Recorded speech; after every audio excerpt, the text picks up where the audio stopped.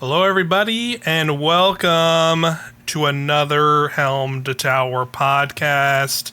That's right, we're back. It's another week of Destiny 2 has gone by. It was a big one, as we've been talking about.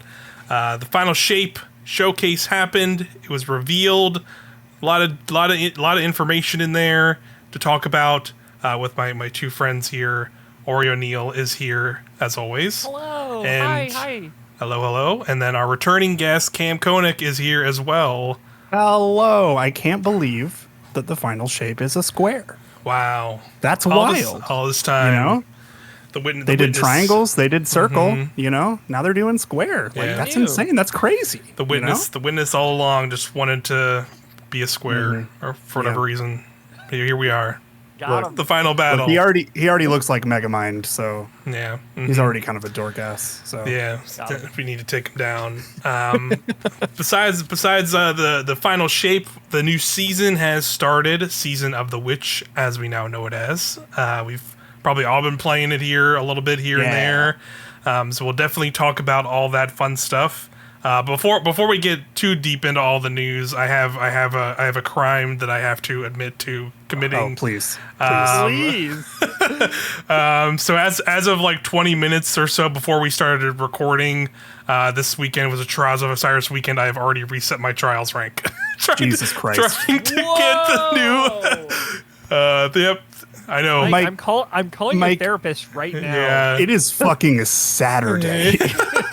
Yeah. So is it a bonus rep week? no. No. Good God. I should also preface on top of this. This is probably like in the whole time Destiny 2 has had Trials. This is probably like the only second time I reset the rank of Trials. And that's just because I was trying to get the really cool armor sets that are in there right now. I respect it. and I just wanted to do it now, get it done, and then I'm probably never going to play Trials for the rest of the season after I get those armor rest of sets. your life. And to be clear, it was pretty fruitful because I only have I play all three characters. That also is a factor. I've completed the Hunter and Titan armor sets already, and now I just need the Warlock bond. And then once I get the Warlock bond to drop, I will have all three sets. I got pretty. What the fuck is wrong with you?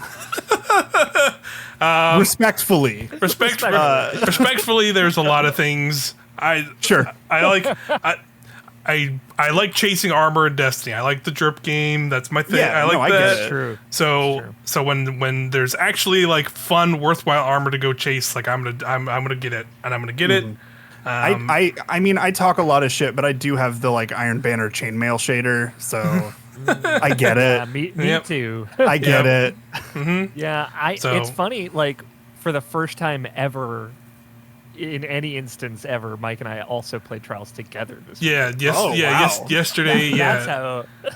Yesterday. Good time, too. Yeah, it was totally fine. Playing. Me, you, and a friend in our clan or like our raid chatter group grouped up, and we played some yesterday, and then I played a lot today. That sounds like- Yeah, I played a lot last night, Mike, if it makes you feel better. yeah. So it is what I did it. Well, see, it also started out as we played yesterday. And like I got pretty lucky on that streak, right? Because we did our session, and we all went and turned in our stuff. Like between I turned in like 4 engrams and like picked up some of the prime engrams you get from ranking up. And between that, I almost entirely finished that Hunter set when we were playing already just through that. I played a little bit more again after that on my Warlock, and the exact same thing happened. So it was just that thing of like, well, I got pretty lucky on these. Why don't I just go the distance? And I got on my Titan and played today and just went the distance because I think I was like rank 10 on the track by then, and just went the distance and reset it as of like right before this thing. Had like 10, 12 engrams to drop. Got finished the Titan set, finished the Hunter set, and now I just have the Warlock bond to get. So it was like, Look, the first step is admitting that you Yep. have a problem. yeah, it is. That's We are I here. care about you. We are here Yeah. for you. We're here. Yeah, We love you, I can't believe how much I talked about how much I shit on PvP in my history of playing Destiny. On this podcast, I've definitely done it on this podcast. It's on the record. So I've heard it. Yep. So that's what I did this weekend, like an absolute degenerate, and you can take me away now if you Put want. me in prison. Lock me away. It's over. I will say, last night I was finishing up to try to get the pinnacle from Trials, the 50 round win. Yeah. When I got it, I got the bond for the Warlock, dropped the last piece I needed, and I was like, perfect.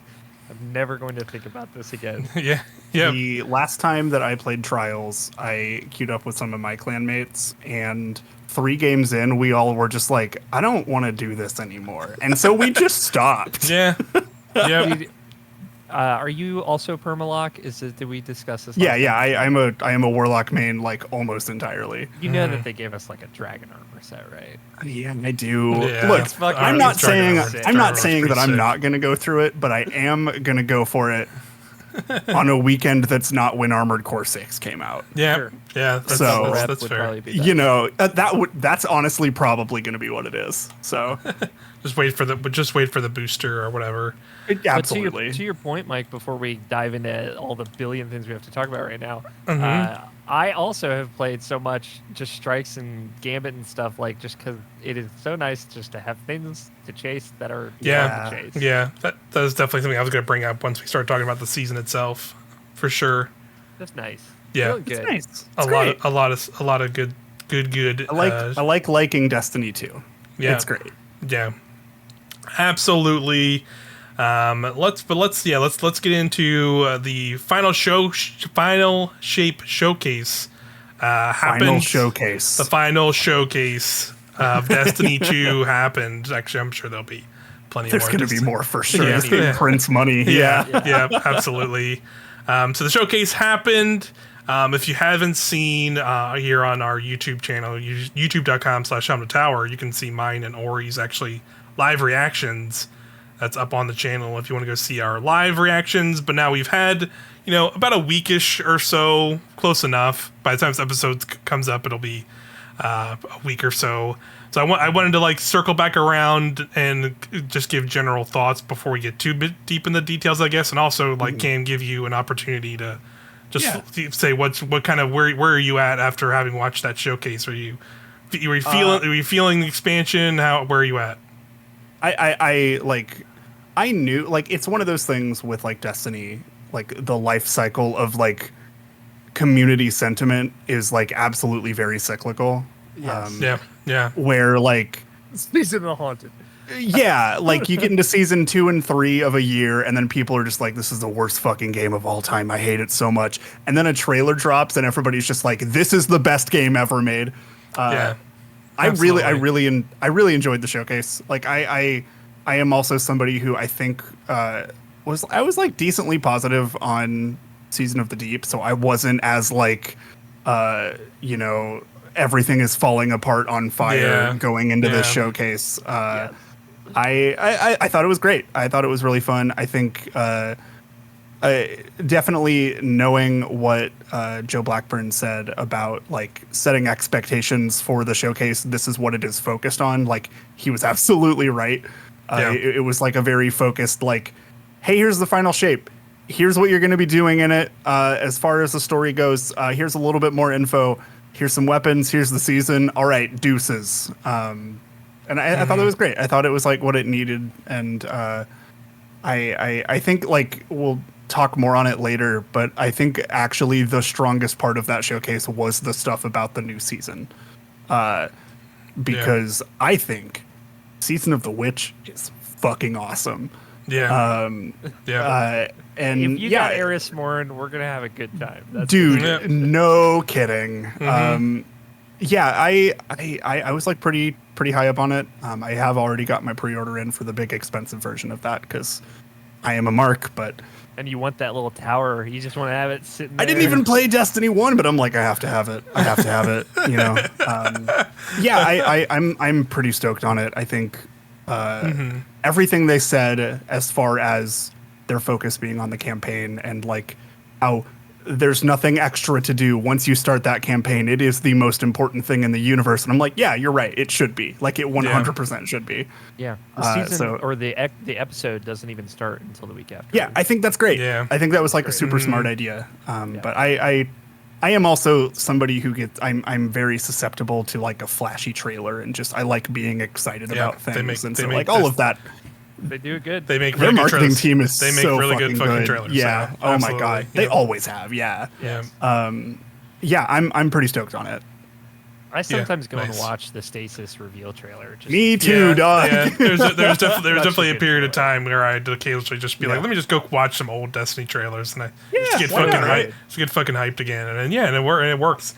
I think I've watched the season of the Splicer trailer maybe like 80 times. Yeah, so I like yeah. even going back to that one. I really like is Season of the Dawn, which like I didn't even play that season at all. Like I wasn't even playing Destiny, but I went back and watched that trailer. It's just like a really well edited trailer and like hitting like beats and heights and like just like this is just like well made. Like with regardless of it being like a marketing thing or whatever, it's just well edited, cool ass trailer. Thank you, Mike.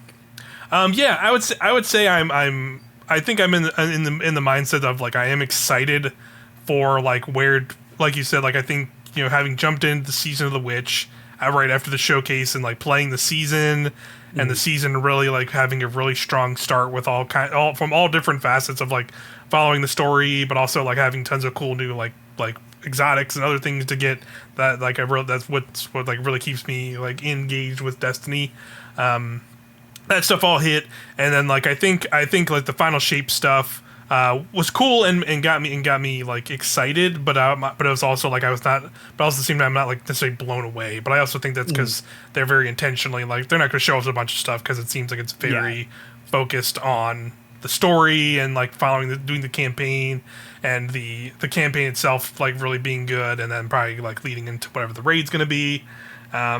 And then like at least getting a little bit of an idea of like what's next for Destiny post Final Shape was definitely something we definitely brought up a ton of like what are they gonna do? Like this game isn't ending, even though people like act like it's ending so much, and it's just you guys need to realize, so like them being like definitively of like, yep, we're making like, you know, these next few things called episodes, which we'll detail more once we get like into the nitty gritty of the showcase, but like just having that like through line of like, okay, for like when Final Shape is going to end and there's going to be a whole another year of Destiny 2 content, so like whether you're in for that or not, you know you do you, but I that made me excited like in a way, because it's just like cool, and like seeing what they're doing with this season and like different directions they're trying to take like seasonal like content and how you play it and interact with like upgrading systems and whatnot. Like I'm looking forward to all of that in a bigger drastic way.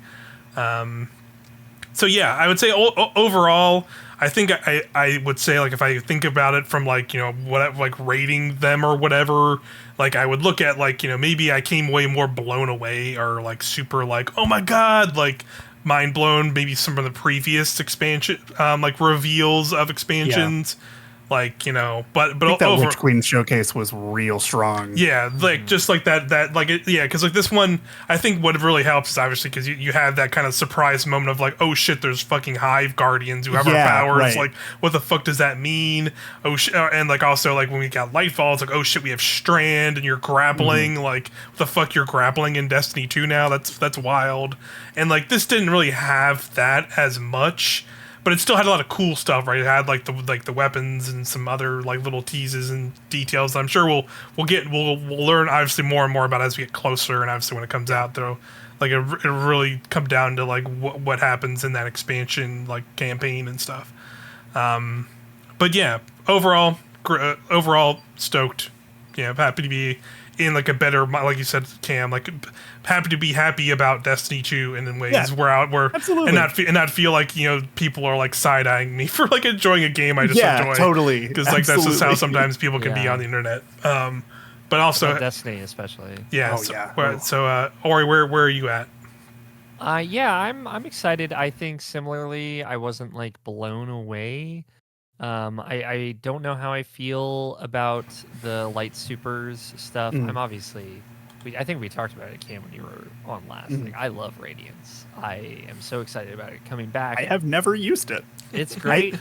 Good on them for not doing the self-res thing. Yeah, Like, of get that course. out of here. Like, that's too much. I would have lost my mind if they brought it back. If they brought it back, I'm like, okay, maybe y'all do hate this game, actually. I love it. I will miss it. But I Radiance was really fun just because it's like it's like Sunbracers on command, throw grenades, throw melees, everything. It seems to fit like the type of vibe where sometimes I like want the damage, but still want to not like be trapped in using my super.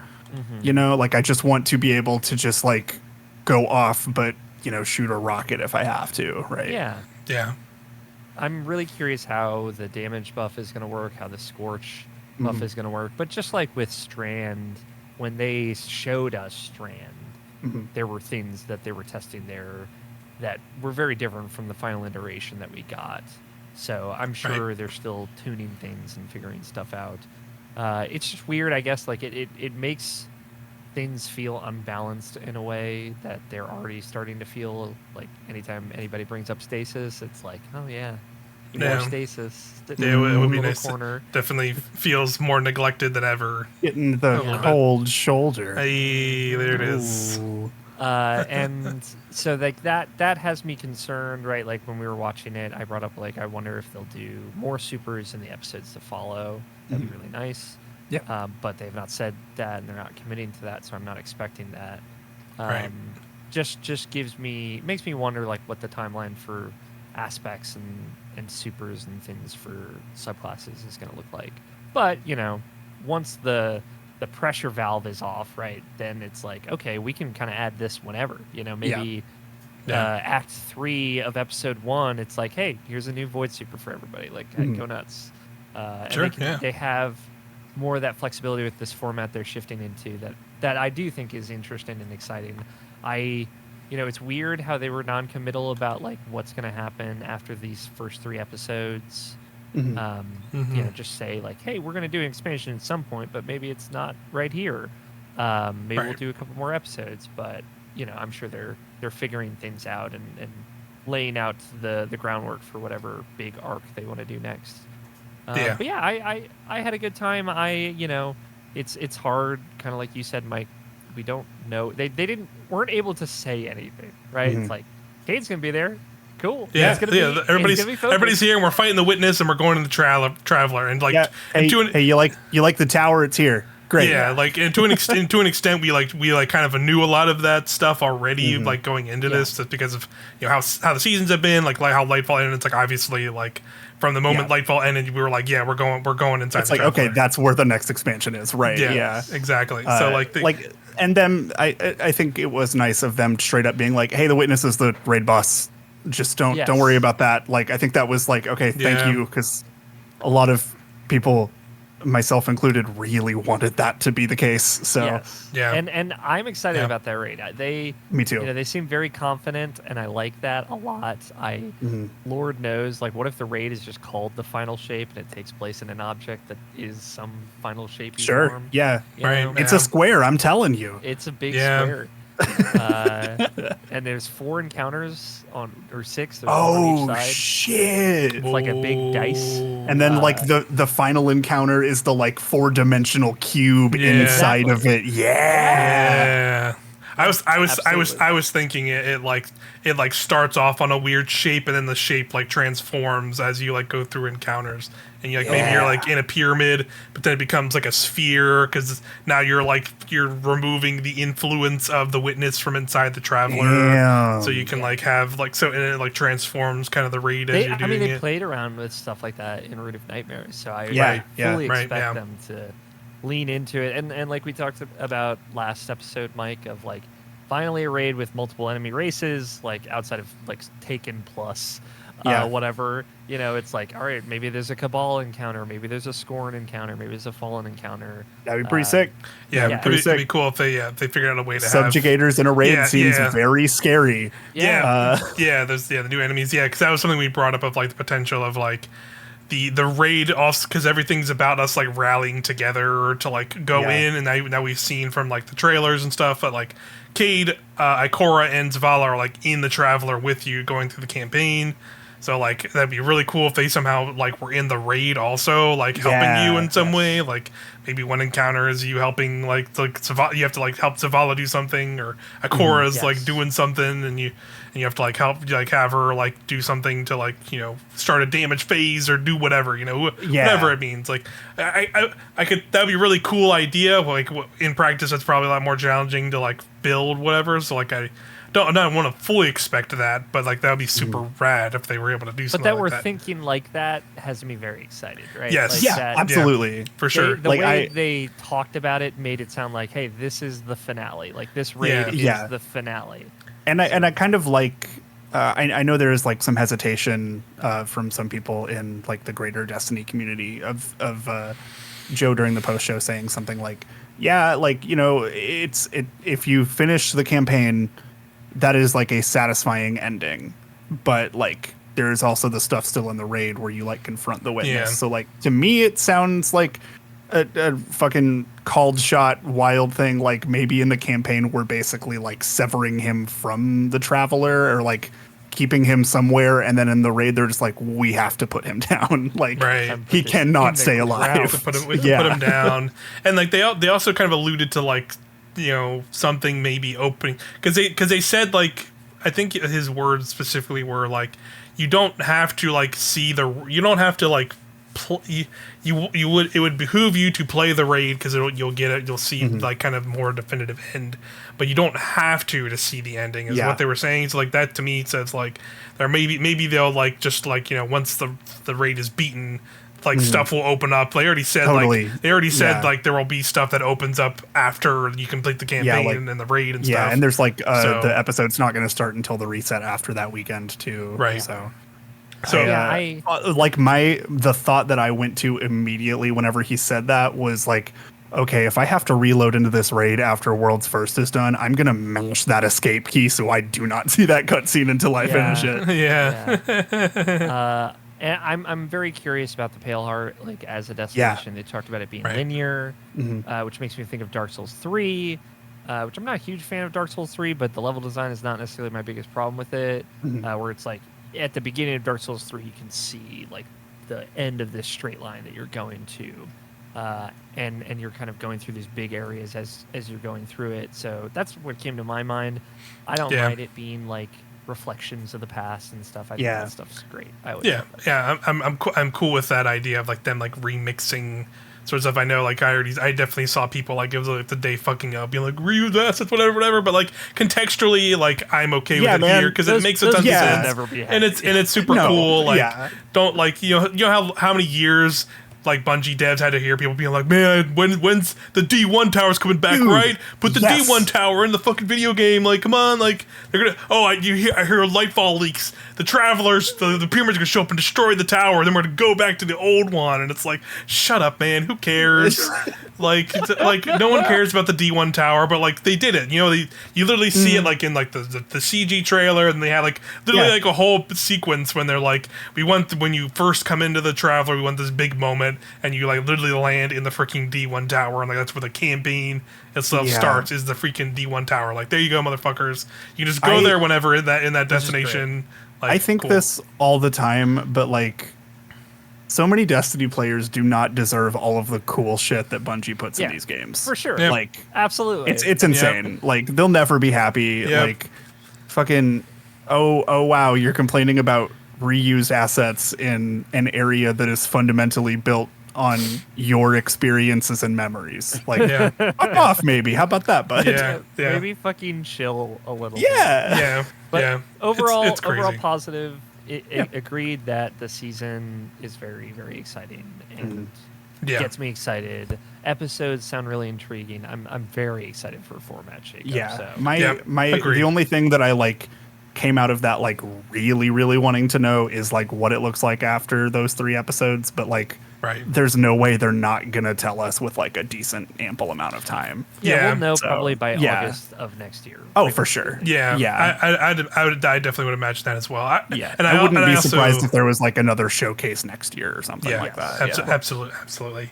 If they took a year off from expansions, also fine. Wouldn't I wouldn't totally be cool. against that. Like, especially like, I definitely think they're probably being coy about it because like one, they probably want to have all the focus be on final shape rather than it being like, all right, we're before they announce like a whole spread of expansions and like they can now like kind of look away. And I think definitely that in some ways probably hurt something like Lightfall as we got it to an extent. Like Lightfall has obviously its own issues or whatever, but like I'm sure there's a lot of people going into it being like, well, we know this is going to be a certain way because we know there's another expansion coming next.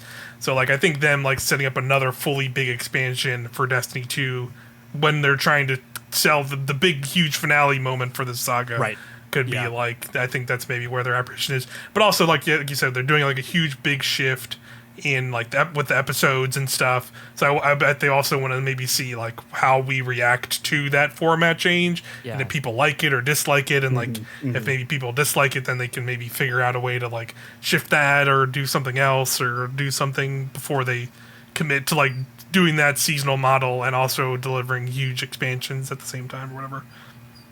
Who knows? But yeah, I'm sure I would imagine like, once we're into final shape next year, and then beyond that they will have either showcase or they'll start talking about that stuff more once like kind of final shape I think is this year more or less.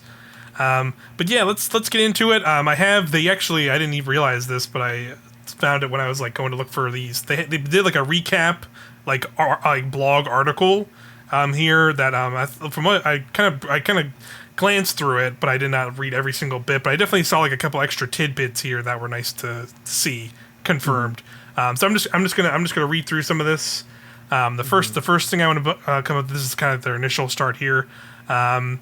It says the final shape has been revealed and the witnesses' plans have almost been brought to fruition. This is the hardest challenge you have faced yet, but you won't be alone. Ikora, Zavala, and the mysteriously returned Kate 6 will be at your side, ready to walk a path of remembrance and discovery through the pale heart of the Traveler itself.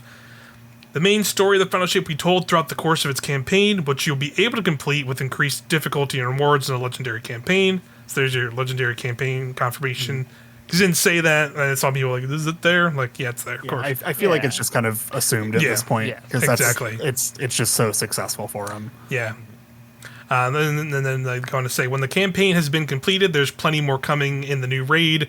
Guardians will confront the witness head-on and try to break its hold on the Pale Heart. But even that might not be enough. The culmination of the Light and Darkness saga is upon us, and all Guardians must answer the call if we want to overcome the final shape and witness it once and for all. So there's that. Let's see. Here we got. So this is kind of talking about the Pale Heart. The Pale Heart of the Traveler is a realm of infinite possibilities and awaits within the Traveler.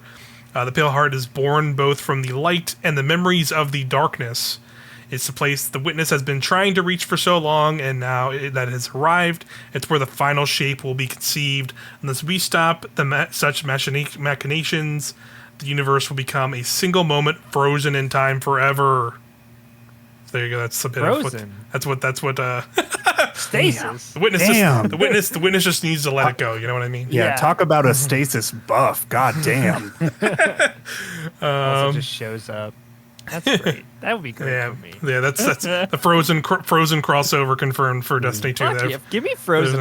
Give me first sets. Robes. I like the idea. I like the idea that the moment that is frozen in time forever is like the same moment that somebody like accidentally spills coffee. So they're just like trapped like with like just a coffee cup halfway onto the ground. It's my perpetual nightmare. Yeah. That's what I wake up with sleep paralysis with. Yeah.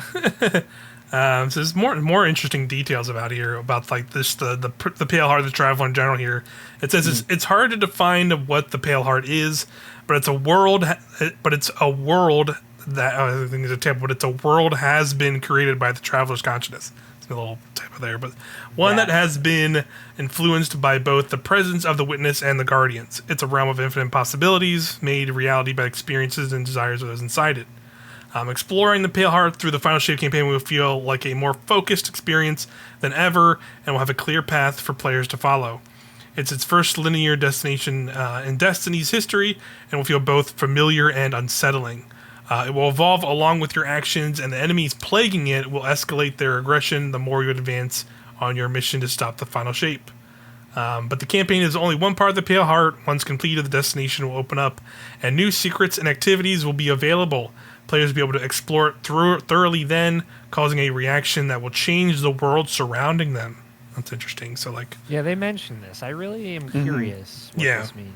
Yeah, it seems like you'll, like, open up extra areas, and because of... I'm assuming because, like, they showed, like, a couple tidbits where it's, like... Obviously, you're kind of in this one area, and there's like a big, like, stone, like, ghost, like, you're on this beach that kind of looks like it looks cosmodrome-y, right? And then, but then there's like later areas where it's like there's like the big wall from the cosmodrome, but it's also like ice, like it's like you're on your Europa, so it's like real, it's like all like mixed in together. So I don't know if it's like they're like kind of blending. Me of the I forget what it's like, the Fallen Lands or whatever it's called, which is the Rise of Iron location, which is like north of the Cosmodrome, so it's still in Russia, but it's like all frozen over and it's snowing there all the time. So I wonder if it's like a place from there, which has me very excited. Yeah, that could be really cool, and it definitely seems like some weird blend because again, it's like manifesting from Plague Lands. That's from our memories and stuff. So that's I like interesting. I like this stuff quite a bit because I think it feels like it is designed for, hey, you should be here like as this shit is popping off because nobody knows what's going to happen, and you are probably going to want to see that. Yeah, like it reminds me of like how everything was whenever like Last Wish got completed, and then the Dreaming City just went to shit. For sure. It feels like they're trying to kind of like bring back that energy of like, oh, hey, 100%. Like, where were you like when, it was just kind of normal, but then it's spooky traveler now. Like, I don't know. I think that shit's rad. Like, it's super cool. Like, I have never been around for that stuff. I missed out on, like, I just wasn't playing Destiny 2 at the time of, like, Forsaken coming out, but... it was very cool. Man. Yeah, it was cool. That was definitely, like... I'm really excited to see what the hell this means, because that is, like, one of the things that I think makes Destiny so special is that they do this kind of thing and, like, lean into, like, events happening in-game that, like, have, like, real-world consequences. Yeah. Yeah, and the idea that there's like some kind of it sounds like they're kind of alluding to like some kind of activity that also is going to shape stuff around the world and stuff like that could be really cool. Where you complete activity and maybe some like completing that activity with like a group or whatever, it ends up being like maybe opens like some pathway into like another area into like this destination or something like that. That sounds really cool. That's a cool idea. The secrets in this world are going to go fucking crazy. I can already feel it. I mean, like, I'm stoked. I've been talking about like this is probably where we get like the lore of the Traveler, this thing that we've never known. For sure. Like, knowing that you get to go into these little nooks of its literal heart and potentially find tidbits as to its history and where it comes from, that's very, very tantalizing. Yeah, for sure. So that's up next is our new supers and aspects to go over. Guardians will have 3 new super abilities at their disposal when the new expansion arrives, as well as 3 new aspects. Warlocks will become the ultimate expression of solar power. They'll be able to obliterate waves of enemies with Song of Flame, a new super that overcharges their abilities while buffing their allies with Scorch for their solar weapons. And let's not forget about the new aspect that creates a solar soul. When using a class ability, it can set an entire armies ablaze from a distance. So there's your Warlock stuff. I really like. I never was crazy about the whole like the soul or buddy stuff as much, and then I got really into using Arc Soul, and now I'm really into using the Void one. And like, it's just a really cool fantasy that they've just kind of leaned into with that. It's pretty cool. Stacy was like the stasis turret was always my totally. I was like, oh, this is I get it now. 100%. And then like the dumb little things they did where they made it so like when the two interact with each other, if you've never seen that before, if you have a solar or an arc soul and a void buddy, I believe it's like if you have They rotate around each other. if you have like an arc soul, like the void buddy like spins around it. So I'm assuming if you're able to somehow get all three of them this time, you can do some similar thing, and all three of them are like together doing something. I also am curious of like with this Song of Flame super, like will this also buff something like this? What if you get like a super solar soul that's like popping off potentially? Like the solar thing, grenade, which is cool. The homing grenade thing looked really cool. That was like the big thing that like stuck out to me, where you just the world just throws their grenade and just like flies around. Now I'm just a little bird. Yeah. Now I'm just thinking like, I wonder if I throw on my solar gauntlets, get a melee kill. I'm forgetting what the name of the freaking solar I use them all the time. Sunbracers, and then I can just make an army of those and just chuck out like 40 little flying like homing grenades. Like that sounds fucking fun. Sunbracers with Radiance is actually terrifying to think about. But the potential of that could be wild. Yeah. They were showing the finger snap, and it's like it's going to do more damage and shoot like more than 5 projectiles. Yeah. That That's finger snap like leveled an entire like apartment building. Like, good lord. Yeah. That's definitely. I think it would definitely be one that's like from the trailer. You're just seeing like a warlock running around doing super fire stuff. So it's like it's not as like potent as seeing like some crazy thing, but like I think it'll still be a lot of fun to just use. And like thinking about like how it could potentially like buff some of the stuff the warlock already has. Like and maybe all solar guns and stuff that you're using. Oh yeah. Like Gallarhorn with this is probably gonna make explosions happen. Shout out to the mini tool SMG. Yeah, the mini tool. It's gonna good lord wreck. Yeah, just a lot of potential there for that thing, and like interesting uses of like what is it? Would this thing like buff Icarus dash? Can you like get better like dashes with Icarus dash? There's like how's this stuff gonna how's that kind of stuff gonna work? That's definitely what I'm curious about. The solar fragment that makes it so solar final blows when your super is active make targets ignite. Oh god, I didn't even think about you're just like a literal walking ignition machine. Yeah.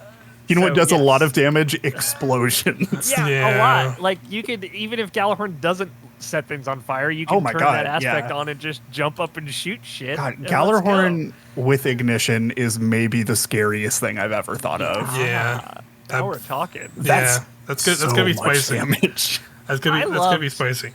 I loved Radiance back in. That was like the only super I ever used in D1. You have now sufficiently sold me. So, but it's just like fun. Like you pop it and you don't leave first person perspective. You can just keep shooting your guns and you have basically infinite grenades and melee. That's fun. Yeah, it's gonna be great. I think. Yeah, definitely seems pretty cool. So next up we have the Titans, which is called Twilight Arsenal. That's a fun name. A ranged one-off void super with 3 very potent functionalities. First, you throw 3 consecutive huge void axes to disintegrate enemies on hit. Second, once those axes plunge into the ground, they will start pulling enemies to keep damaging them. And then third, you and your allies can wield the axes in battle to finish whoever dares cross your path. The squad looks all sick. holding the axes. Yeah. So hype. Yeah. This just looks fun.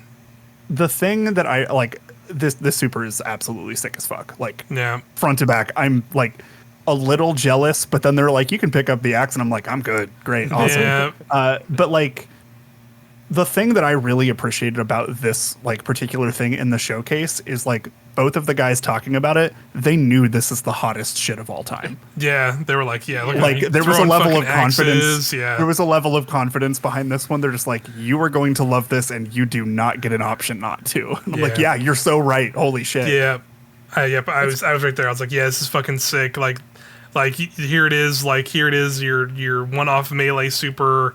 You don't have another crazy, like I guess because you still can technically run around with the axes and fight with it. Like you can consider like a melee roaming super to an extent, but like the fact that you can just like huck those around and then like come out of a fight with that too.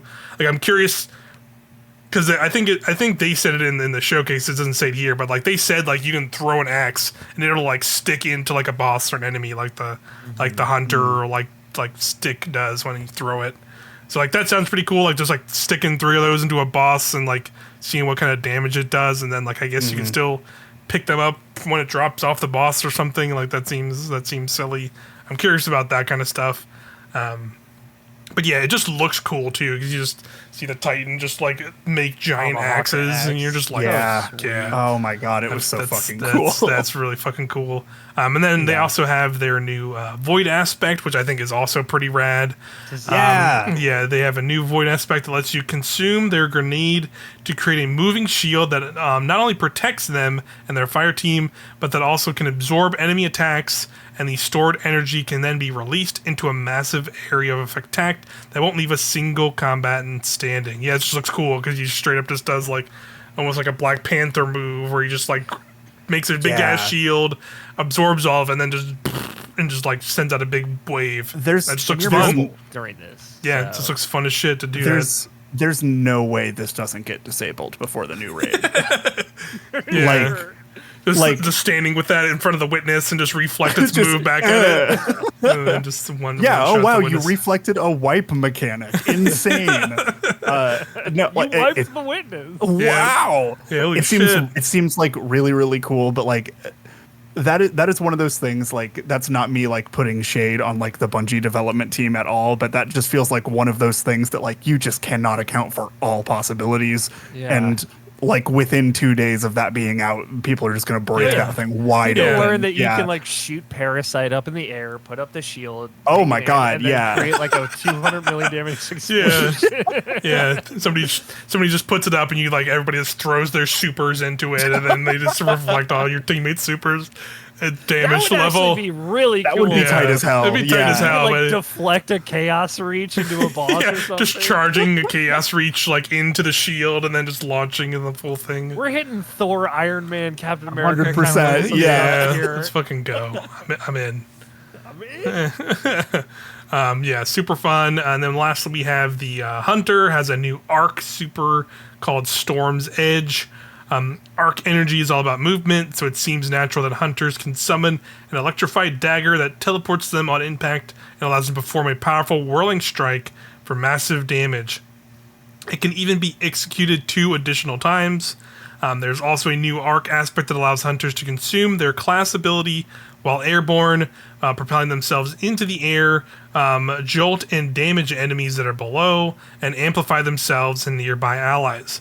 All of this was just a single move, and yes, you can pair it with Tempest Strike for an amazing arc-based combo.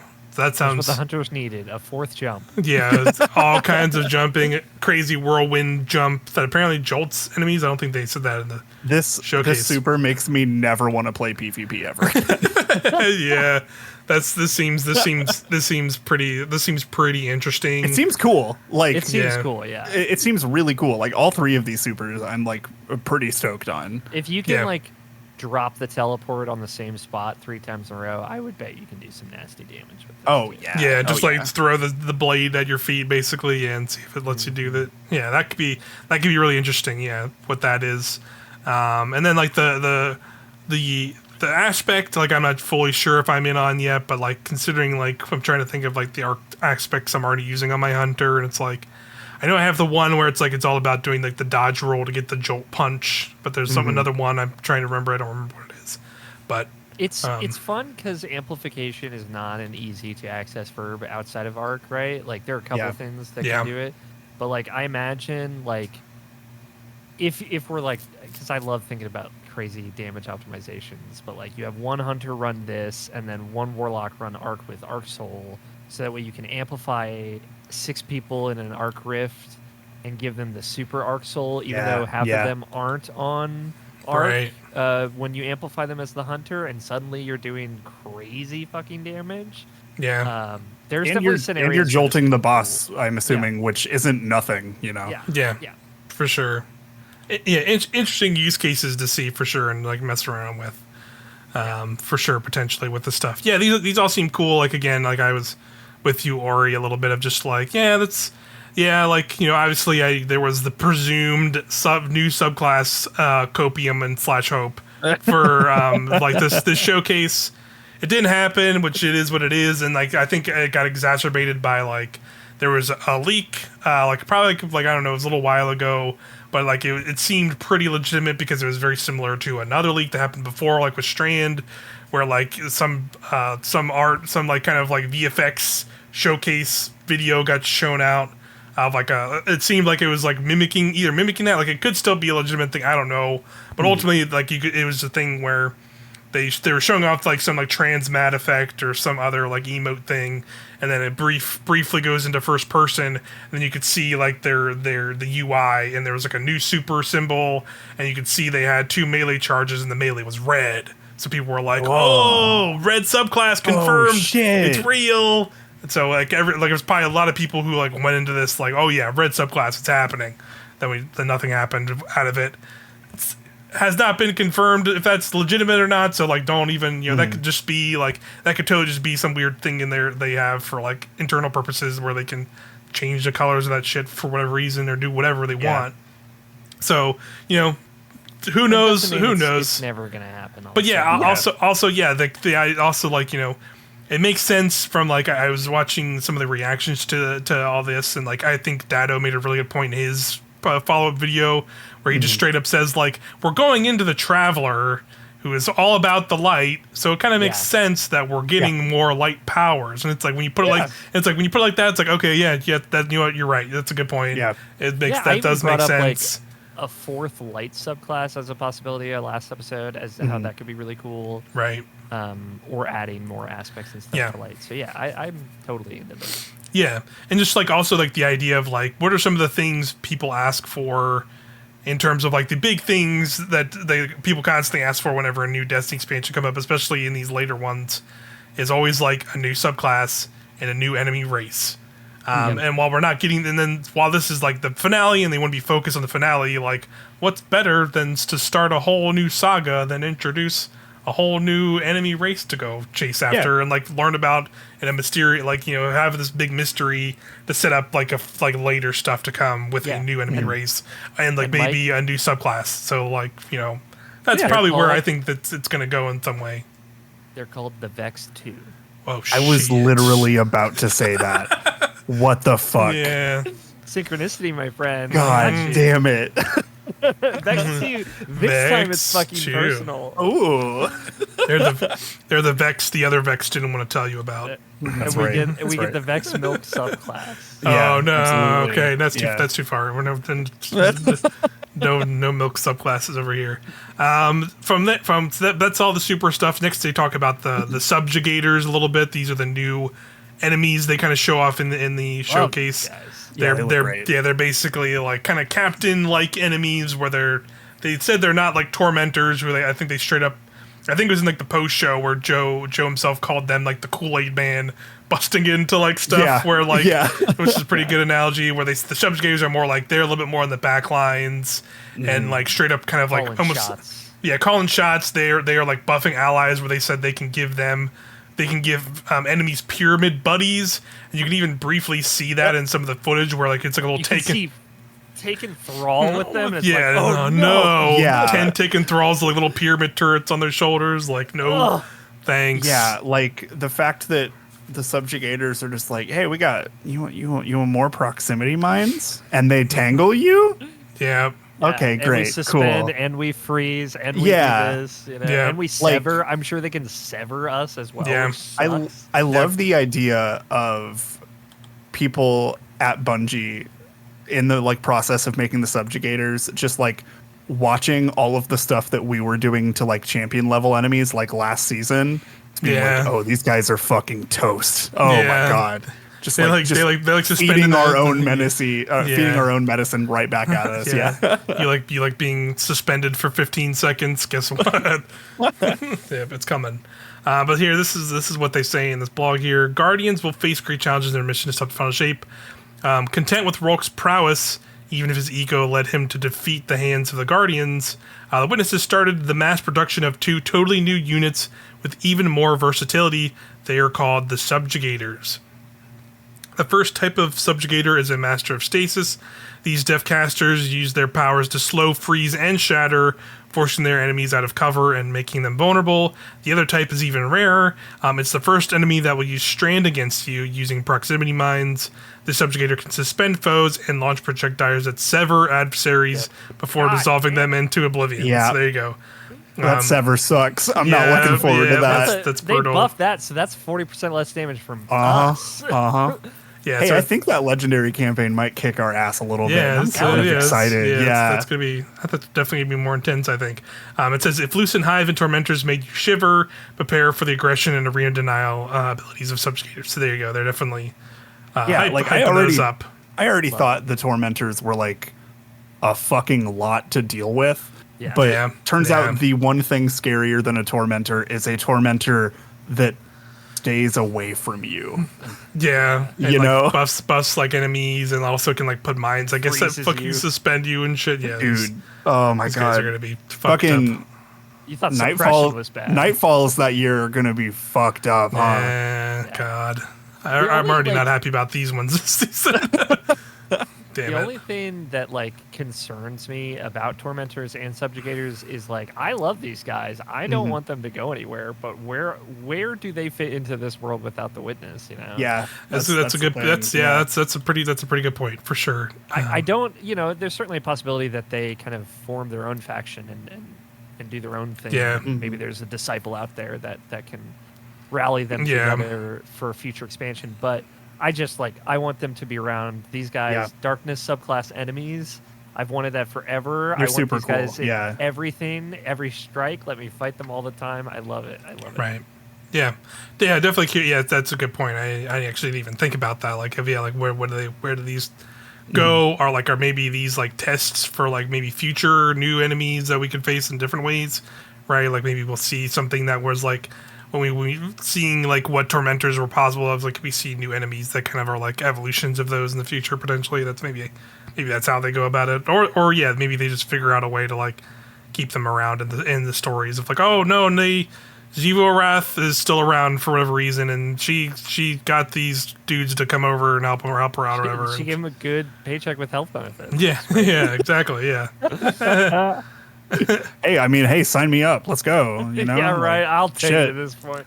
Yeah, let's go. Yeah, Battle Song of War or whatever. Hell yeah. 6 months of paid leave. All right, I'll scream your battle song. What's up? Yeah, let's go. That's great.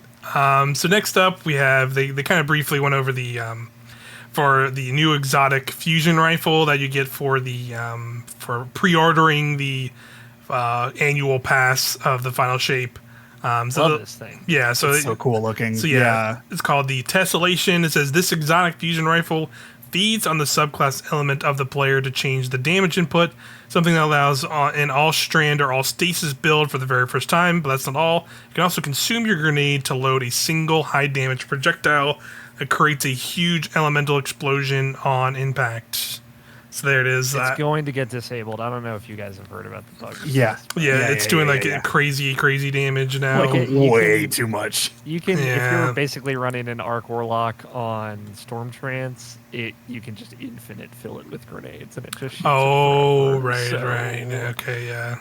I say Sorry, Tessellation, but I will say running all strand or all stasis guns, pretty cool. Very fun. Pretty cool. Yeah. Very fun. Yeah. Love it. Definitely see the potential on this, and then like it's similar to Quicksilver, where it'll get some kind of catalyst once it releases in the Final Shape. So that's pretty cool. But they also go on to say here in the blog, Tessellation is just a taste of what's coming. There's also a new auto rifle that heals the allies you shoot. Yeah, special Hemo sidearm that shoots small homing rockets. And even more returning classics like the very hot Dragon's Breath exotic rocket launcher, the customizable Kostov exotic auto rifle, and the heavy metal looking Red Death. So there's like a bunch of classic D1 exotics, but also I'm sure there'll be some new ones. Awesome. And then this obviously thing shoots a pool of napalm. It's awesome. Great. Yeah. Hell yeah. Yeah, it looks fun, and obviously they'll fucking sick. Yeah, and obviously they'll probably kind of update them and remix them a little bit like they do with a lot of D1 exotics, right? Where they kind of bring them back with kind of what they generally did, but also with like an extra thing added on. So I bet that rocket launcher is going to do some crazy scorching combo or something crazy like that. So that sounds cool. Support frame Auto rifle. Yeah. Let's Hell yeah. go. Hell yeah. That's It's really my cool. dream gun. Yeah, it really is. The like only thing that I am concerned about with this thing is that whenever other people like shoot you to like get your attention, your screen shakes just a little bit. Yeah, And that's going to be real annoying. that could be possible. They might adjust stuff like that. Yeah, totally. Like I Definitely. imagine that So- could just be one of those things that like if a healing bullet hits you, then you're just healing. Yeah, Cool, great. you just get like some kind of notification that's like, oh, you're getting Restoration healed. Right. Cure ×2 or something like. Right. Yeah. But folks listening, obviously you know me. I play Solar Warlock. I throw as soon as they give us Warlocks an exotic that gives us 2 healing grenades, I will become an unstoppable monster on the battlefield, and you will fear me in PvP. There is PvE. nothing you can do Let me, about Yeah, it. let me, you will never but, be safe But again. I was gonna say, let me ask you something though, because you definitely brought this up a couple times. What if a different class gets that? What would be your reaction? I would be pissed. And I'm waiting for it to be stop like. playing Destiny for one season. Yeah, watch them give it to like process. fucking hunters or Yeah, something. that's what I was waiting for. It's just like hunters get a new arm that gives them 2 healing grenades. And I wanted to just like be like 2 weeks after that, or just like, so I'm a hunter main now. I'm a hunter main now. Actually, it's great over here. Anyway, pretty have y'all ever awesome, heard actually. of Warframe? I just started playing Wayfinder, which is also like a Warframe game. So I played this other is video games because fuck this. Yeah, this podcast is shifting away from Destiny 2. I'm at that report. I just love Emmer Benevolence. Let's get the Healy boots. I know they've been bugged for 16 seasons. Please fix them. But yeah, this is so cool. Plus Radiance. Plus we don't know what Radiance, or I guess what's it? Songfire. Song of Flame, I think, is what they Song are of Flame. calling the supernova. I think everybody's just going to call it Radiance. But Yeah, and the name might change because all the names for this transition changed. yeah, and I mean, Yeah. like, I Yeah, get not for calling sure. it Radiance because you have the Well of Radiance and also Radiant as a status. Yeah, but Yeah. it might be Radiant as a status Sure. during this, so Sure, yeah. which would make sense, I think. Right. So just like the idea of like potentially that and having like infinite healing grenades for like 10 seconds during that. Yeah, the healer potential stuff that they are setting up here is so fun. It's pretty cool. So, some cool support stuff. Sounds pretty neat. Like having like more and more actually building that and feeling okay about building that. Like, man, I can't imagine what that kind of stuff is going to be like in PvP. Seems like they're just fully like, but I'm cool with them fully embracing this stuff because like it's been something that will be so cool in Destiny, having like more support options and just like general options, and having like, you know, they for so long shied away from, I feel like, you know, in recent seasons, and I feel like it was really like the big point of it starting was when they did the big sunset, because sunsetting kind of was the scenario where they were like, we have all these kind of OP weapons and people just kind of have them, and like they've had all this stuff for so long, Yeah. and like we want to just not always have that be an issue, and then they kind of sunset a lot of stuff, and then some of those weapons are still issues, so they just end up nerfing them anyway. So I made the sunsetting and everybody losing stuff kind of like hurt even more because of that. So like they clearly have like, but I think they've gotten to a better place now, especially because now they've been better about like definitely better separating like the PvP sandbox and its balanced stuff and PvE set balance. So I think they're at a better spot where like they can kind of individually balance these things for these things and be more prepared for that stuff. And like, you know, these are just the things they told us. They said there's going to be tons of things that are like close to exotic. They did tease other exotics, like a sniper rifle that was going to be like essentially like a golden gun. Yeah, sniper. hey, what the fuck? Like that sounds fucking busted. Yeah. Yeah. Also The, they like, they talked about Traveler beam Yeah. thing, like, yeah, hell yeah, Yeah. let's What is- do yeah, what it. is that- Like, what let is- me shoot a gun that plants flowers. I don't Yes. care. You know, I really hope I it got does the that. vibe that might be like a raid exotic type deal. And they showed like Yeah. I a can concept see art that. picture of it. Yeah. Like a trace rifle that shoots. that's traveler that's beam. just a fucking Ratchet and Clank weapon. It totally is. Here Yeah, for it. Yeah. I'm super here for it. Yeah, for sure.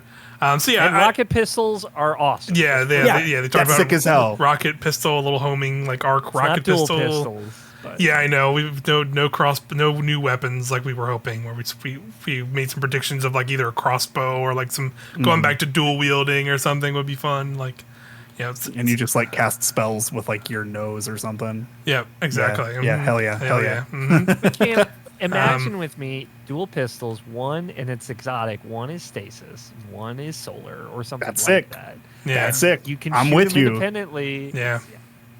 It'd be pretty fun. That's pretty fucking sick. Yeah, it'd be pretty Fire fun. me, Bungie. Me too. Also, But Hey, yeah, what's but up? yeah, but yeah, I definitely like the like kind of mix they're going for here of like there's new stuff like the sniper. They talked about all the kind of legendaries that are more like unique in their own ways, and then but also there's like a bunch of classic stuff, which is like also like they're very tugging at the nostalgia strings with some of the D1 visuals of the Pale Heart. So I like that kind of mix they're going for, and I definitely think that'll be like definitely a common thing next year because obviously next year is the 10-year anniversary of Destiny as a franchise. So I feel like there will probably be more stuff from Destiny 1 making its way into Destiny 2 throughout the year. At least that's where I feel like they're gonna go as they kind of are doing episodes and figuring stuff out for sure. But yeah. These all sound cool, and I'm sure there's more stuff they have not really shown us on that front, so we could probably see some more stuff as we get closer for like terms of weapons or things like that. So stoked. Next up, we talk about episodes. So as they kind of went over, and we talked about it a little bit already, but episodes are basically going to be replacing seasons after the final shape. There's going to be, instead of 4 seasons, there's going to be 3 episodes. They're longer. Like they said, the first episode is called Echoes. It is going to be running from March until June. And then 18 weeks, baby. 18 weeks. They are 3 acts, and they are 6 weeks each, is how they are kind of spread out. And then we have March through June is Echoes. July through October is Revenant. And then November through February is Heresy. Those are the names of them. They didn't really give us too much details on it. Like you can kind of maybe infer a little bit from like some of the images. Yeah, the Echoes one makes me think of that comment that they put out that was basically like, hey man, the Vex are just watching these 2 like gods basically have a slap fight, and they're just gonna hang out for a little while because they have no business getting involved. But as soon as that's over, they're like, I hey, think what's the up? Vex, We're the coming Vex out. are super cool. Like they're probably my favorite faction. So I always love just really weird, cool Vex shit. Yeah. So excited about that. Yeah, I'm definitely down for like learning more about the Vex and having them be bigger. Like learning more about them, and now this opportunity, now that this, like the light and dark stuff's going away, and they were always kind of like they were like sort of involved, but not really directly ever involved fully as much as they talk about, right? So that's interesting. And then like you can go off like in a similar sense. The second one again after Echoes is Revenant, and the image for that they show the Fanatic or Fickroll. And that was another thing to think about of just like, oh right, like the Scorn have like just kind of been like subjugated literally by the Witness to like do their bidding. They're kind of doing their own thing. So like the idea of like, presumably the Witness will be gone. So like where do they stand at that point? And like, how do you get them under control, or what's going to have that? He's just such a cool fucking character too. Like, like figuring out like, because he is one of like I always really appreciated about him that he is not just like bad for the sake of being bad. He like cares about like the Scorn more than literally anything. Right. And like seeing more of that stuff is super interesting. He's been like MIA for a little bit ever since the Tangled Shore disappeared. People don't really know where he ended up. So. Right. For sure. Very excited to find out. And then the last one, Heresy, like it has like it's very, very much Hive looking. Oryx 2.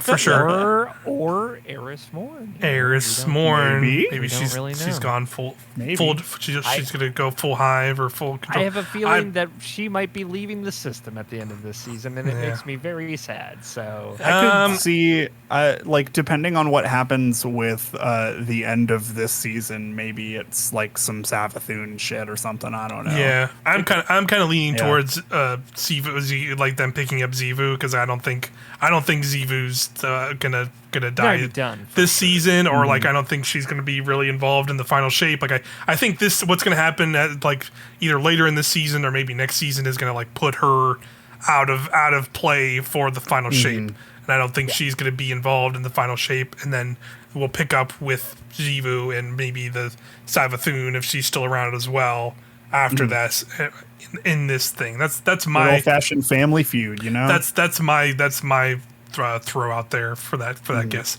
But some of the stuff we have here at the top, which I didn't notice as of the first, but for every episode, we're getting a new exotic weapon and a new exotic mission that's going to be, I guess, tied to that. Hell yeah. That's pretty rad. Because the exotic missions have all been great. Yeah. So, yeah. Hell yeah. It's all been really good. And then Act 1 will always come with a new quests, new story, new activities, new weapons, artifact mods, season pass ranks, pass rewards, and new armor. So that's like, pretty much what we already get from seasons, right? That's kind of the same stuff of like, we'll get our, here's your set of weapons for that season, and then you'll probably be able to craft those. But they also like continue to go on where 6 weeks later in Act 2, you'll get more story, you'll get more quests and story.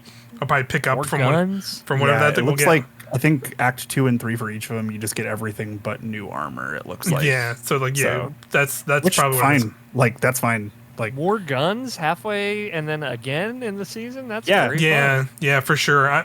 We'll definitely have to see what that split is, right? Because that could potentially mean it could mean we're getting the same amount of guns we get at the start of every season, then more, or we could maybe be getting like a little bit less at the start of the season, and then they kind of spread them out through the episodes. Where potentially overall it would be technically more. I could see it being like overall we're technically getting more guns than we would now in a season, but maybe they might just be like more spread out throughout the whole episode, which is not a bad thing, but that's just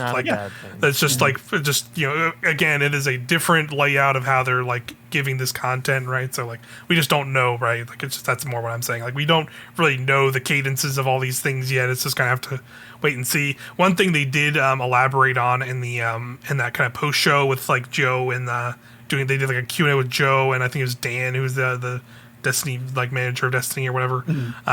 They said basically at the start of an episode of how the season pass and rewards and stuff will work is you'll have your full 100 at the start of the episode, but at that 6-week mark you'll get another 50 levels with another 50 levels of rewards, and then Act 3 will also do the same thing, so overall to be over 200 pass rank.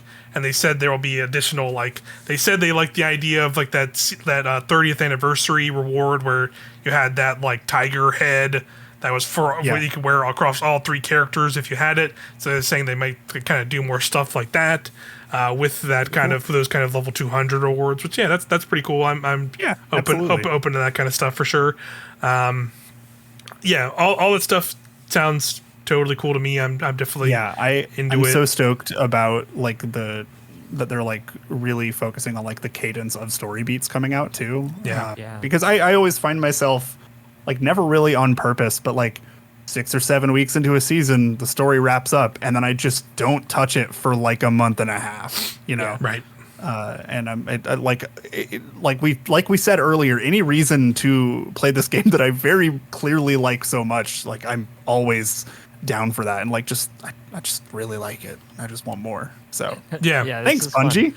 We don't know, to what you were saying earlier, Mike. It could be week 1 and 2 is a story mission, and then there's no story missions for 4 weeks, or maybe just week 1, or maybe 3 missions come out in the first week, and you can do all of them at once, and then it's over for 6 weeks. But all of those formats sound more interesting than what we're dealing with right now.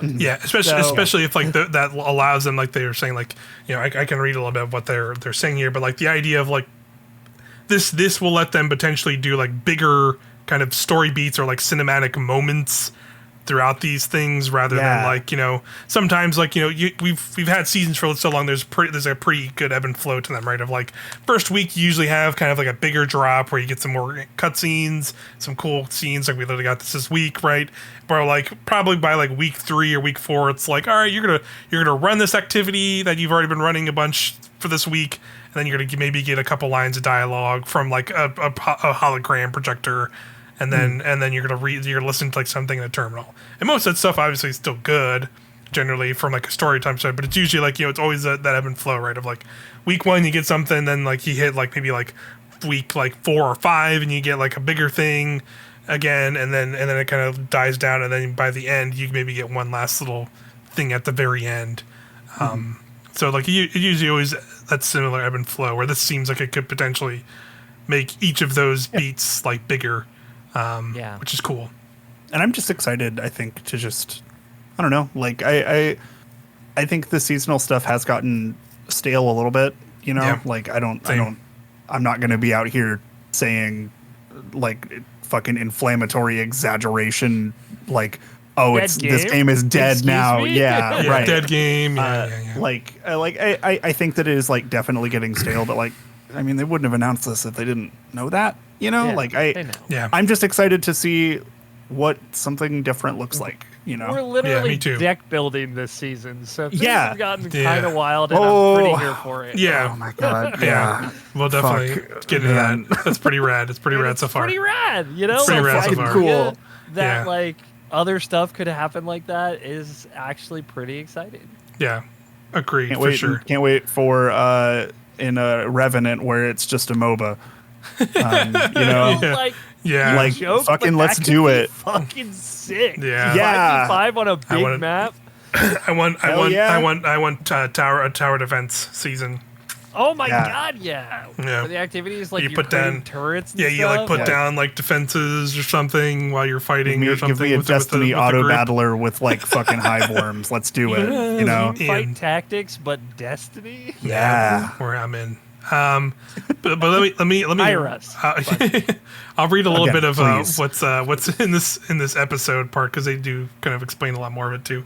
The three first episodes we focused on the consequences and the aftermath of the final shape. One of the narrative goals is to tell standalone stories that are easy to follow even if you haven't played previous content. Episodes will also deliver more frequent story beats compared to seasons, so players can expect to experience a new burst of storytelling told through acts. Each episode will be split into 3 acts. Each act will launch around every 6 weeks with new story elements, new quests, new rewards to earn, and more. The first active episode will feel packed with a big offering of new stuff to do and chase. And the second and third acts will expand the episode experience with more activities, story, and rewards, along with the new additions to rank awards such as exotic ships. That's pretty cool. They have adding that stuff. Show me the lore tab. Show me the lore. That's right. On top of the new story plan for each episode, each one will have a new exotic weapon and a new exotic mission, as well as new legendary weapons, additional artifact perks, and 200 pass ranks split across 3 acts. The first 100 ranks and their rewards will be available during the initial act of each episode, and the second and third acts will each have 50 more ranks. It's a similar idea, with the artifact perks. The first act will have 25 available and establish a particular meta. Then the 2 following acts will unlock another 5 perks each to make your existing builds grow even further. So that's cool. So that means that is cool. You're gonna have it's really smart. You're gonna have 35 total perks to choose from, potentially. Like that's adding way more to that. So that's cool. And then this is 3 years launched, 2024, including Final Shape. And it says standard. Each includes the active episode. It says It says the annual pass includes it all. The standard edition includes the active episode at the time of purchase. Each episode will be available separately in the game for 1,500 silver. So there you go. Hey, you can actually buy the amount of silver that you need to just buy the episode now. There you go. I know it's more expensive, but it also seems like we're getting a lot more bang for the buck. So I think I didn't do specific math, but I think with one less than one less episode compared to seasons, I think it equals out to like what they exist more. Yeah. And I like that if you buy the standard edition, you just get that episode that's currently happening. Yeah. I think that's nice. Yeah. I do. Agreed. Listen, I don't know if these episodes are going to feel real comfortable to just jump into it, right? Sure. Like when we're dealing with Crow and Fickrell's daddy issues and season or whatever, it might not be super approachable, but it will be a standalone story. Sure. Yeah. And to be fair, like we'll get into something I also want to talk about, which is the memory reflections things they introduced this season. Did you play those, Mike? I did play them, and it's pretty cool. Same. Pretty cool. Okay, good. Then we've all played them. We'll talk about it for sure, because we're actually about to get to it in this blog. So, but I feel like that leaves potential, like them to continue doing those kind of things, and then like going into an episode, you can be like, oh, to see where you stand, like kind of play these things real quick at the start of the season, or see this little reflection of where we're at. But you are right. I think there is definitely a possibility because they said like these will be centered around the aftermath of the final shape. So you definitely will need to play through the final shape, which then leads to like, you'll be able to play through the final shape, but you definitely won't get a lot of what's going on. Before like, that, but you could. I think them saying like, oh, these are like independent stories that you can just play if you're like new to Destiny. I feel like it more meant to me that you don't necessarily have to play the first episode to understand the second one. Like each episode is like their own thing. Sure, yeah. But like, I feel like you're probably still going to have to know like even a little bit of what's going on, you know? Yeah, you have to know like where the hive stand and like where. Right. It seems like it I seems think there's going to be a little bit, and like they can cover that stuff too. But I think that a lot of that is it's going to be tough for them to make those isolated. Yeah. I think it truly won't happen until they can truly like shift into like we're starting a new saga either in Destiny 2 or if that is truly going to be like them moving on to a new game, which I still don't fully see happening, but who knows what they're going to do. I think like that the true point, if you've like are sitting here somehow listening to a Destiny 2 podcast talking about the final expansion for Destiny 2 and have never played this video game, somehow you ended up here. First, hello. Yeah. Thanks for watching, I guess. Yeah, hey, how's it going? but also like exactly like, hey, what's up? Yeah. Do you understand anything we've been saying for the last hour? Probably not. So the Traveler, right? Hear me out. Egg. But yeah, your time will probably come in like, maybe a year or two when they truly go like, all right, we're starting our new saga here, and this is your time to jump in. Like I feel like you've inspired me. Now I'm gonna write my Traveler egg is trans. Hell yeah! Hell yeah! Doctorate is gonna be excellent. That's fun. Fucking rules. Did his egg crack? We'll find out. We'll find out. So the next thing they go into here is the they kind of talked about like having like more accessibility in terms of like breaking barriers, which they talked about. Basically, they're simplifying power leveling even more than before, almost in some ways eliminating it entirely. So that this is what they say here. So we want Guardians to be able to experience the entirety of the Light and Darkness saga. With that in mind, we have implemented several changes to how activities take your power level into consideration. While many activities will still scale with player power, the campaigns and free roaming destinations will no longer ask you to level up to experience them as they are intended. This way, the story of the final shape and Destiny 2's other expansions will always be fair and exciting no matter your power level. Interesting. So that's one thing. Also, I think it's funny that you want to be able to do the entire Lightness Darkness saga. You definitely can't. I was just thinking that. You definitely can't. You definitely can't do that in Destiny 2 still. So unless they start bringing a lot more content back, because like a third of it's still gone. Yeah, but I get what they're saying, right? Yeah, totally. Yeah, you can play Shadowkeep though. That's true. Yeah, Shadowkeep, you sure can. Yippee. So next up, they talk about fire team power. To ensure that you can always play with your friends, most activities that use power will also include a new fire team power feature. Let's say you want to play a Nightfall, but your friends' power levels are low enough that they would have a difficult time. No problem, because once they join your fire team, the member with the highest power level will boost the rest of the team close to their level as long as you are all together. This way, no one will be left behind, even on the most demanding pursuits. So that's pretty cool. I love this it's pretty so cool. much. This is great. I definitely have a couple of those friends that's like, oh, I haven't grinded up to max power yet. It's like, no, let's just run the raid. Come on, let's just have a time. Yeah, like I have a bunch time. of friends who like outside of contest mode, they're like, hey, I want to run the new raid. And I'm just like, okay, like here's the power. And they're like, I'm like 30 under. And they just never believe me when I tell them, I promise you it's fine. Like, all right. Yeah. The last fight's going to be miserable, but like we're going to figure it out. You might not have this DPS option, so it might be a little tricky, but like you can carry. I'm very excited to see people inevitably doing like all white and green gear clears of like just stuff with this now. So the sickos are definitely going to show up for that. Yeah. Mostov's own Root of Nightmares. Let's go. Low man Kostov's. exotic, so it won't be the same anymore. Yeah, but I mean the real Kvastov. Yeah, get that Grey That's Kasasov. right. Reset your whole Guardian to get that. Just to do I'm gonna that bring challenge. my bugged horrors lease that I got from a Nightfall that has 0 power. Yes. Just a quick tangent, absolutely what's up? related to a thing that we said 10 minutes ago now. It's pretty rad, though. We did the Shadow Keep, and we saw the pyramid on the moon, and then this year we fought the dude that ruled that pyramid. Yeah. Yeah. You know, cool. Destiny's fucking cool, all right? It's Yeah. fucking sick. Yeah. Listen to me. They that was 5 years between those things. Listen Yeah. to that music in the Nezarec fight and tell me this game is not fucking tight as hell. Fucking tight as hell. Yeah. Right?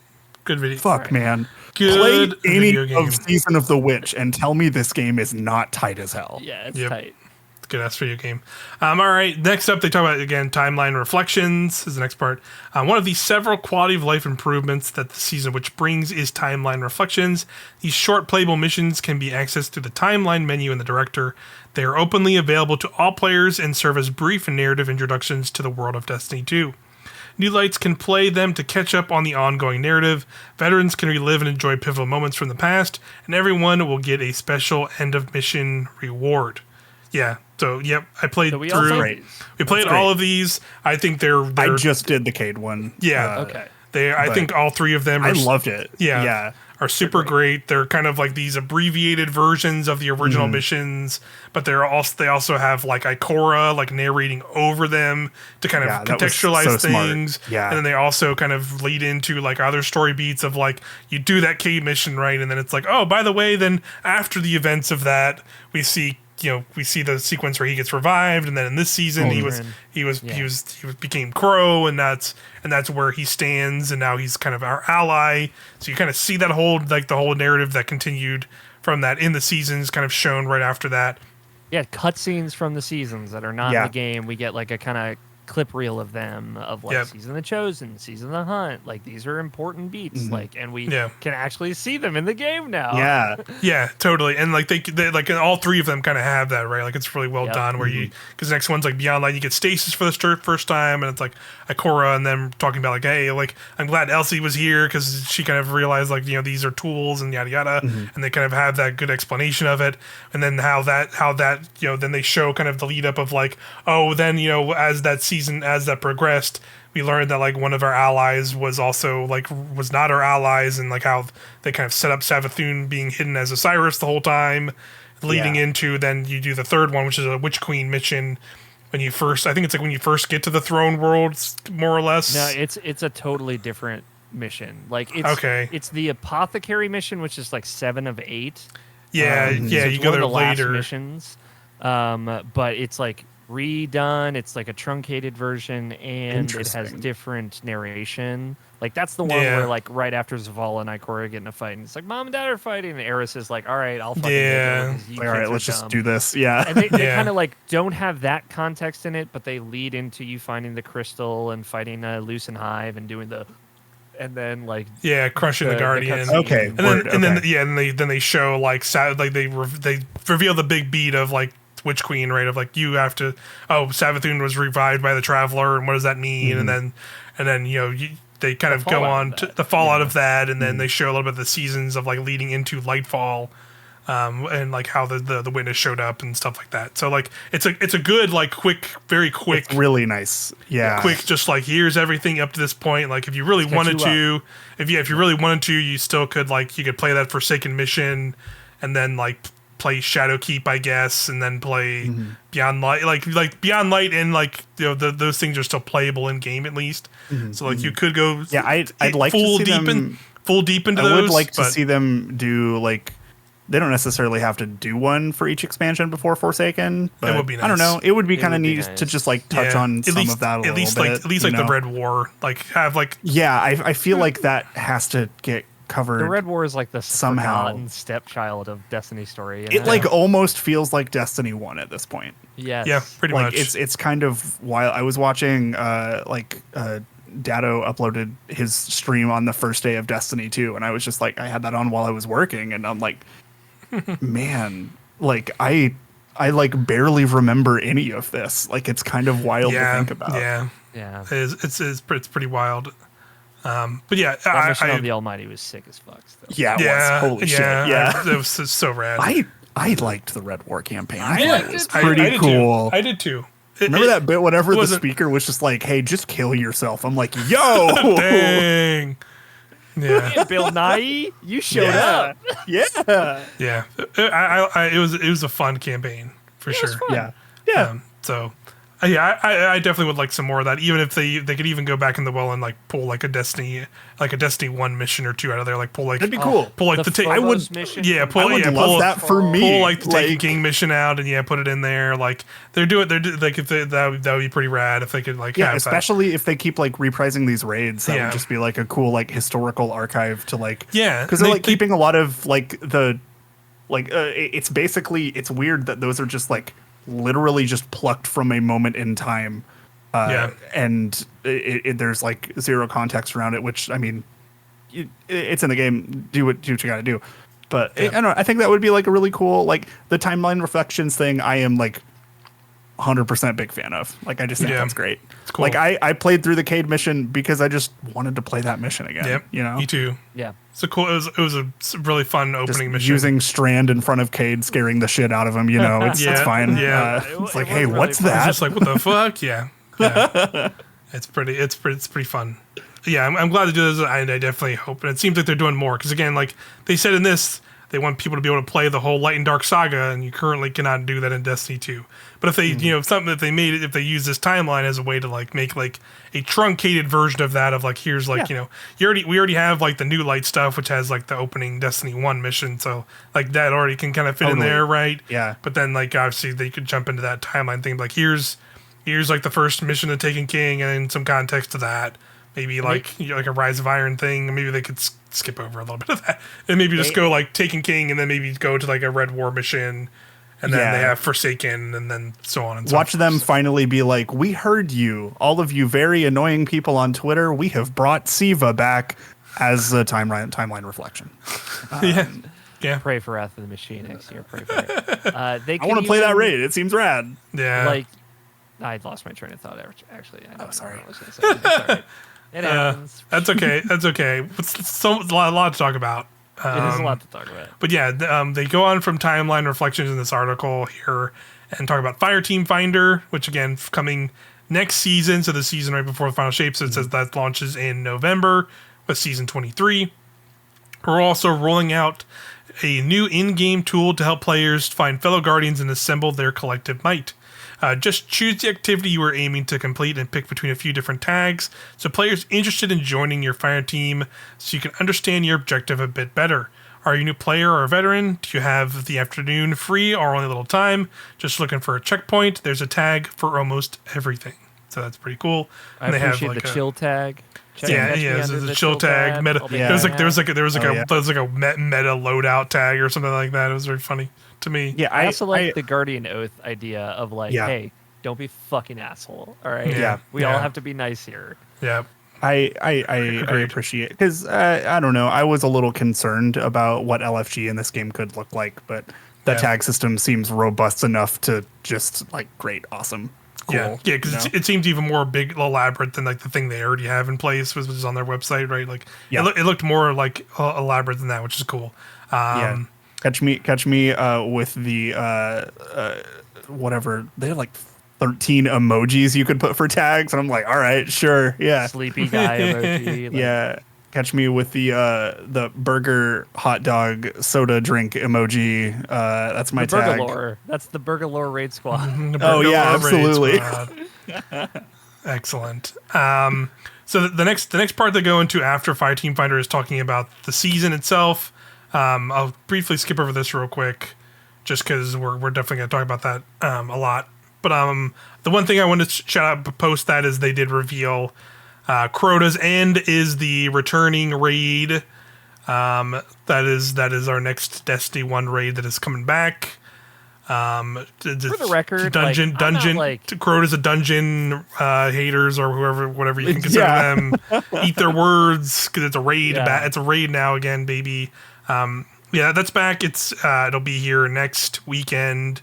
or it'll be this coming weekend when you're listening to this. That'll be when the contest mode starts. We probably, I know me and R, I probably won't be doing any contest mode things. I think we were already planning for that, like that kind of breezy Sunday afternoon. Run. Catch us under the chill pad, baby. But I know Cam, you're an actual y'all, gamer. if you want to see some fucking sweat, Yeah. twitch.tv/Kam Konek.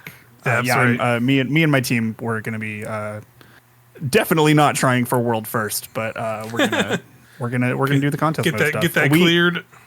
Yeah, we're gonna try for the challenges maybe this time. Hopefully, we didn't for King's Fall because our clear was like 13 hours in, and we're like, I'm going to bed. War Priest broke you as a person.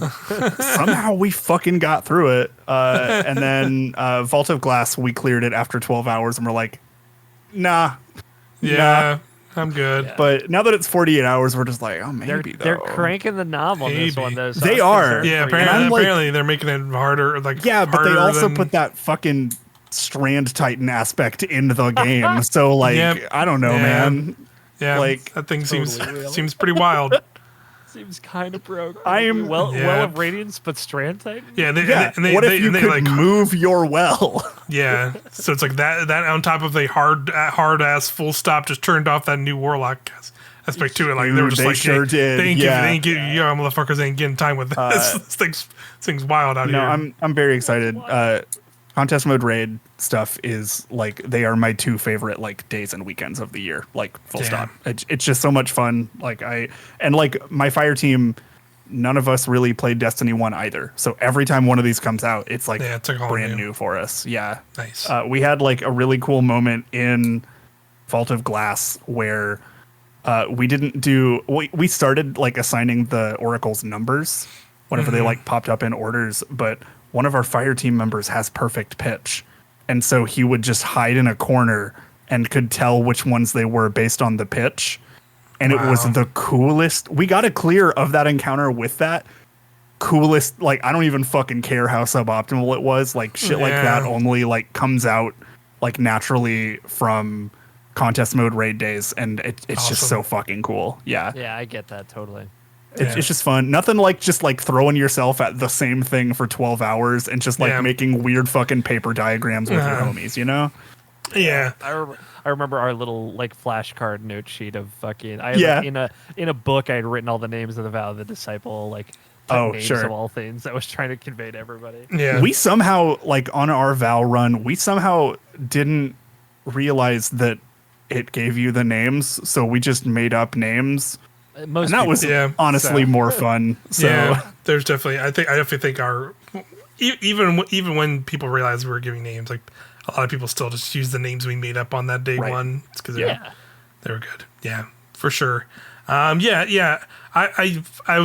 always open to. I'm occasionally down for doing a contest mode weekend. But yeah, I was just not.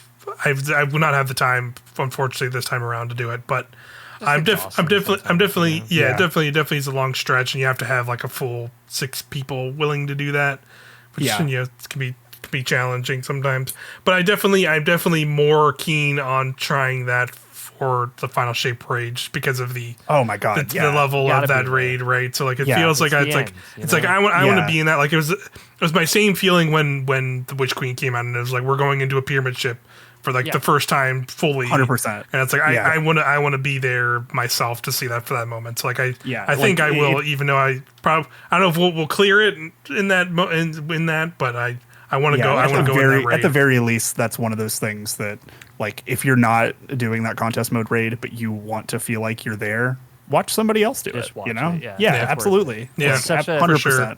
Everybody is in, absolutely. I'll definitely be watching the Crota stuff. I think it'll be a lot of fun to see people doing that. They said it in the post show, like Joe said it, of like it's like the Super Bowl weekend of Destiny. Totally. Yeah. And is the idea that like the finale is this final raid, that every guardian that is being a guardian is going to be there day one is just I'm getting chills thinking about that fight is going to be like it's going to be fucking wild. It's gonna be the most mechanic crazy fight. That it's gonna be just absolutely gorgeous and overwhelming, and like that music is going to bang so hard. Yeah, you're right. Because they have no choice but to not do that. You know, I feel bad for the. Oh my god, yeah. I feel bad for the raid after the final shape raid. Yeah. Although the stakes will be much lower. Sure, yeah. For sure, yeah. It's just beach episode the raid or something. That would be so sick. That'd be sick, actually. Yeah. All the Guardians just go to a sauna. Crow needs a day off. We need He's a been day through off. All six of us just jump into a sauna. Bringing ramen to a sauna store. Like, fuck yes. Love it. That would be super fun. But yeah, I'm looking forward. Yeah, same to you, Cam. Like I didn't really play much D1. I've seen Crota being ran in various footage over the years, but like I can't like name mechanics off the top of my head. No idea how any of it works. Like I don't know. There's Hive, and you get a sword. I at some just know point. that it is like dark and green, and that's that whole raid. Yeah, pretty much. Definitely that. I did like the thing that was standing up. I think I knew made like the D1 nostalgia nerds happy was that I saw like the armor is like the Age of Triumph, the Age of Triumph D1 like real armor, shiny, like gaudy that has shit. like crazy glowy. So I know like people were really stoked about that. And then obviously, in the trailer they put out during this that showed there's a Necrochasm, which was the exotic originally. Is an exotic auto. That was the original exotic for Crotas, and that as well as back, and will be it's obtainable through some way through that raid as well. So all that stuff's like back from that original raid. So cool. I'm stoked. I don't know the guns for this raid super well. Kingsfall honestly has some of my favorite guns in the entire game right now. So I'm excited. Interested to see some. Always good to get some new raid weapons because I'm sure they'll be solid, really good stuff. Yeah. Now we have they had a big section here talking about Season of the Witch. Let's see if I can. I'll just kind of read the general stuff they have when we get into our thoughts here, because that's really all there is after that. But the witness is still out of reach. The only clue that could have helped us continue pursuing it was held on by none other than Savathun, the Witch Queen herself. But Guardians defeated her a year ago after she gained the power of the light. However, her ghost Amaru claims that Savathun foresaw her own death and prepared a fiendish bargain. Amaru can resurrect her, and she'll share the secret she holds, but only if we defeat her sister, Jivu Arath. Can we trust the god of cunning and lies? How will we defeat a god of war that gets stronger the more we fight her? To find out answers, you'll have to harness arcane hive magic and help Eris Morn grow her power. Hey, Eris Morn is the baddest motherfucker that's ever lived. Eris Morn just became a fucking hive god in the first week of the season. The god of vengeance! That's so fucking tight. That's and crazy. Like all of the, and like she's writing a fucking book of sorrow. Holy shit, dude. That's like this is like an expansion level of like wild shit that they're throwing at us. Just it's pretty sick. To have been on the ride for Eris Morn's arc has been a pleasure. Yeah. A true gift. But like, especially like Season of the Haunted happened and we failed technically to stop Callus and that, he didn't get the ship, but he got away. You can see like just the points of Eris's escalation of like, well, what I did last time didn't work, so we're going harder this time, and it's going to work, and the stakes are so high, where there's no way to hold back. You read all the lore entries. I'm going to tell you all about some lore entries today. Yeah, great. And they're great, and it's like everyone is like pretty bummed that we have to be here, but they're also like, well, it's this or die, so I guess. So we're here. All of the character writing within the first fucking week of this season is like some of the best character writing they've ever done. The like lore entry where Elsie Bray confronts Ikora about this exact fucking thing is so good. So good. Yeah. There's like a scene where Ido is trying to talk to Eris because she just wants to check and make sure she's good and like can't look her in the eye. And it's like Ido is just like the sweetest little baby of all time. It's the most like heart-wrenching, like fucking gun The fucking- description I've ever read. The one where like the drifter is like really concerned about her is like, god damn, like. Yeah. It's Oh. cool that everybody also agrees that Eris Morn is the baddest motherfucker in the universe. Oh my right? god, yeah. Yeah. If you don't, I don't fuck with you. Like Yeah, full even, stop. Even Keitel, like there's a great lore Yeah. entry where Ikora is like, Keitel, hey, we're doing this. I'm sorry, but this is how it is. And Keitel's like, I trust Eris Morn. So Yeah. You know what? Right, Hell Sam, yeah. She can do the shit. Absolutely. so it's so good. Just seeing, like, it's like Zavala in Season of the Haunted and how he had come and lost the Traveler emotionally and then found his love of his wife and his. There's just some good stuff in Yeah. Destiny sometimes, and Eris is living her truth right now. Yeah. and I'm Yeah. here for it. Yeah. Yeah. I'm really, very, all the lore stuff, and then like just like the whole sequence you go through, like setting up her thing and her becoming a fucking hive god. Yeah, it's a very strong start to the season. Ripping off her mask for the Dude, first time. yeah. ever in just like Destiny. literally just like powering Yeah. up. It's like pretty Oh, crazy. My fucking god. Yeah. Chills. Yeah. It's Yeah. so good. Yeah. I'm really curious where the season is gonna go. Yeah, this is 'Cause, the like- first time in a while that I have no idea, like, Yeah. How's how, this gonna end? like, or like the cadence of anything. Yeah. Because Right. like usually you play an activity and it's like, okay, cool, we're just going to be doing this every week, and I'm sure we're going to be doing that too. But I don't fucking know what the end game here is for us. Like, Right. one of the seasonal activities literally will go on forever. Yeah. Yeah. You can just keep playing it and playing it over Like, and over Drop again. in, drop out. Like, let's tithe some power to Eris. I Yeah, guess. hell yeah. Let's raise some vengeance, baby. Let's go. You Yeah. know, Just keep powering her up. That's right. So God, it's so fucking cool. yeah. They go on to talk about some stuff here that we can go over more because we already talked about the Deck of Whispers a little bit. That is a key element of the season. A new method of player progression allows Guardians to customize their loadouts and powers in new ways. Completing season activities will reward cards that players can use to build their own deck full of buffs and perks for certain activities. So choose wisely and carefully strategize with your fire team to maximize your combined battle effectiveness. It's fucked up. Go ahead. I was just saying, I got my Pokemon card boys here, so I'm really Yeah. excited to hear how y'all are doing over there. Go baby, let's go baby. Let's go. It's fucked up how much they are appealing to me specifically over at Bungie lately, because last Targeted. season was a fishing mini game and this season is a fucking deck builder. Deck builder, yeah. Yeah. God. Yeah. Tarot cards too, I- so it's scratching my itch as well. My girlfriend Audrey like came in after like the showcase and like I'd been playing for a little bit on Tuesday, and she's like, how does it look? And then I was just like, they put a deck builder in Destiny, and she's just like, oh God. I'm so Oh sorry, but no. congratulations. Yeah. Essentially that. Yeah, it was very funny. Yeah, so yeah, I'm definitely really digging it so far. I'm not like a super like card game deck builder type fully, but like either. the idea of like the kind of getting all those like interesting buffs, and then Yeah.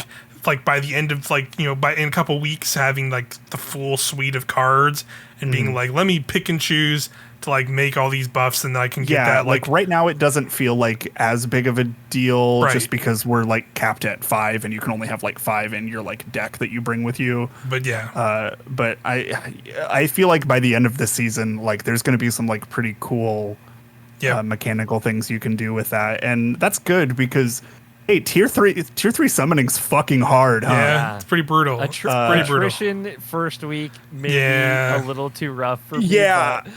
Yeah, I Like, hope I there's did not a a lot of couple attritional. of them, but like Yeah. I had to fight tooth and nail. Like I finished those with like 3 seconds left on the clock. Yeah. Like, Yeah. I definitely don't want That's to do good. that. I definitely don't want to do that kind of thing with complete randoms. yeah. I learned Or like about it. all season, honestly. yeah, Yeah.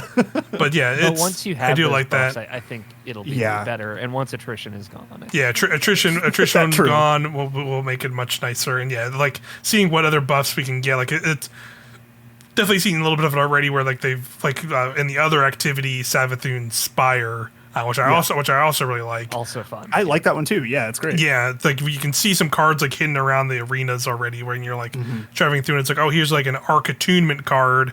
You need to have that to order that. So I'm assuming like if you once you have those cards, and you can activate those, and that probably like buffs your weapon or ability damage for that kind of stuff.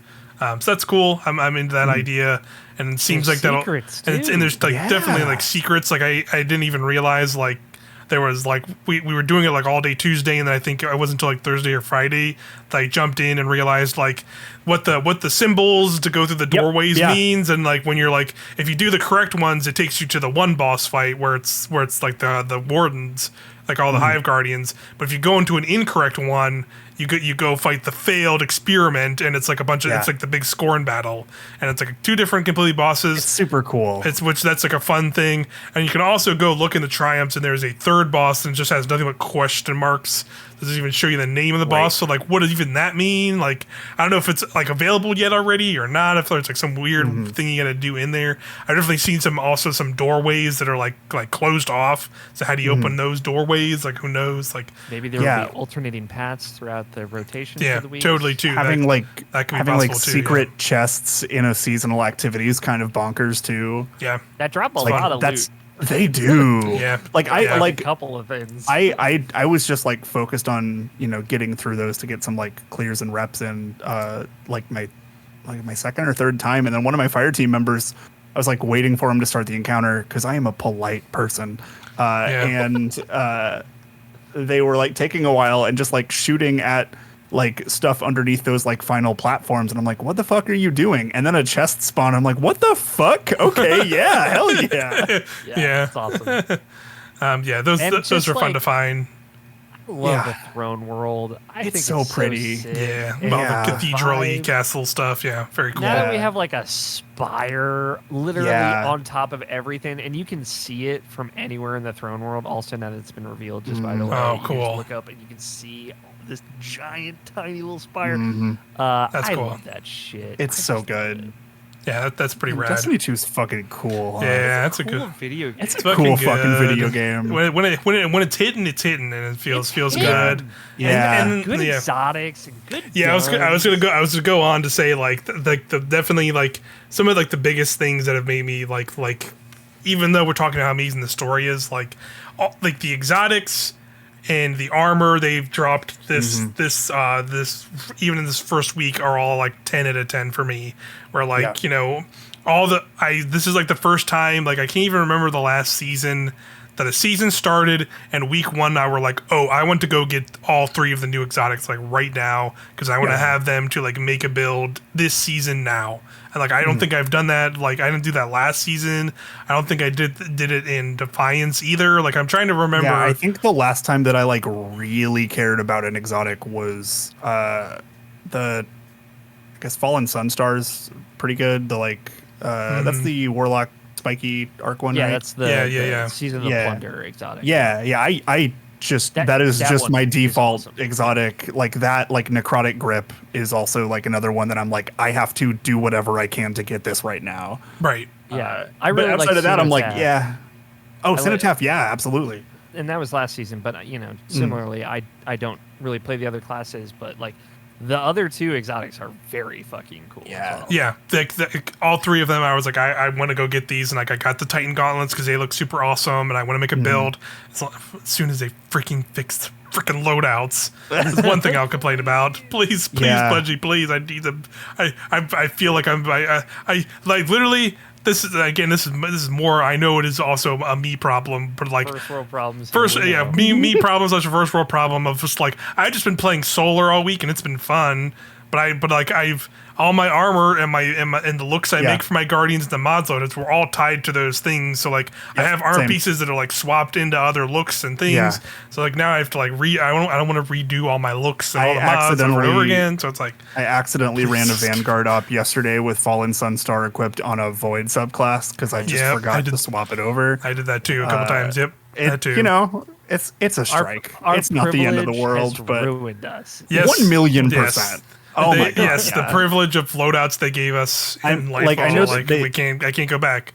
I can't go back. All right, kids on the internet, all you fucking Reddit kids. Lightfall is the worst fucking expansion ever.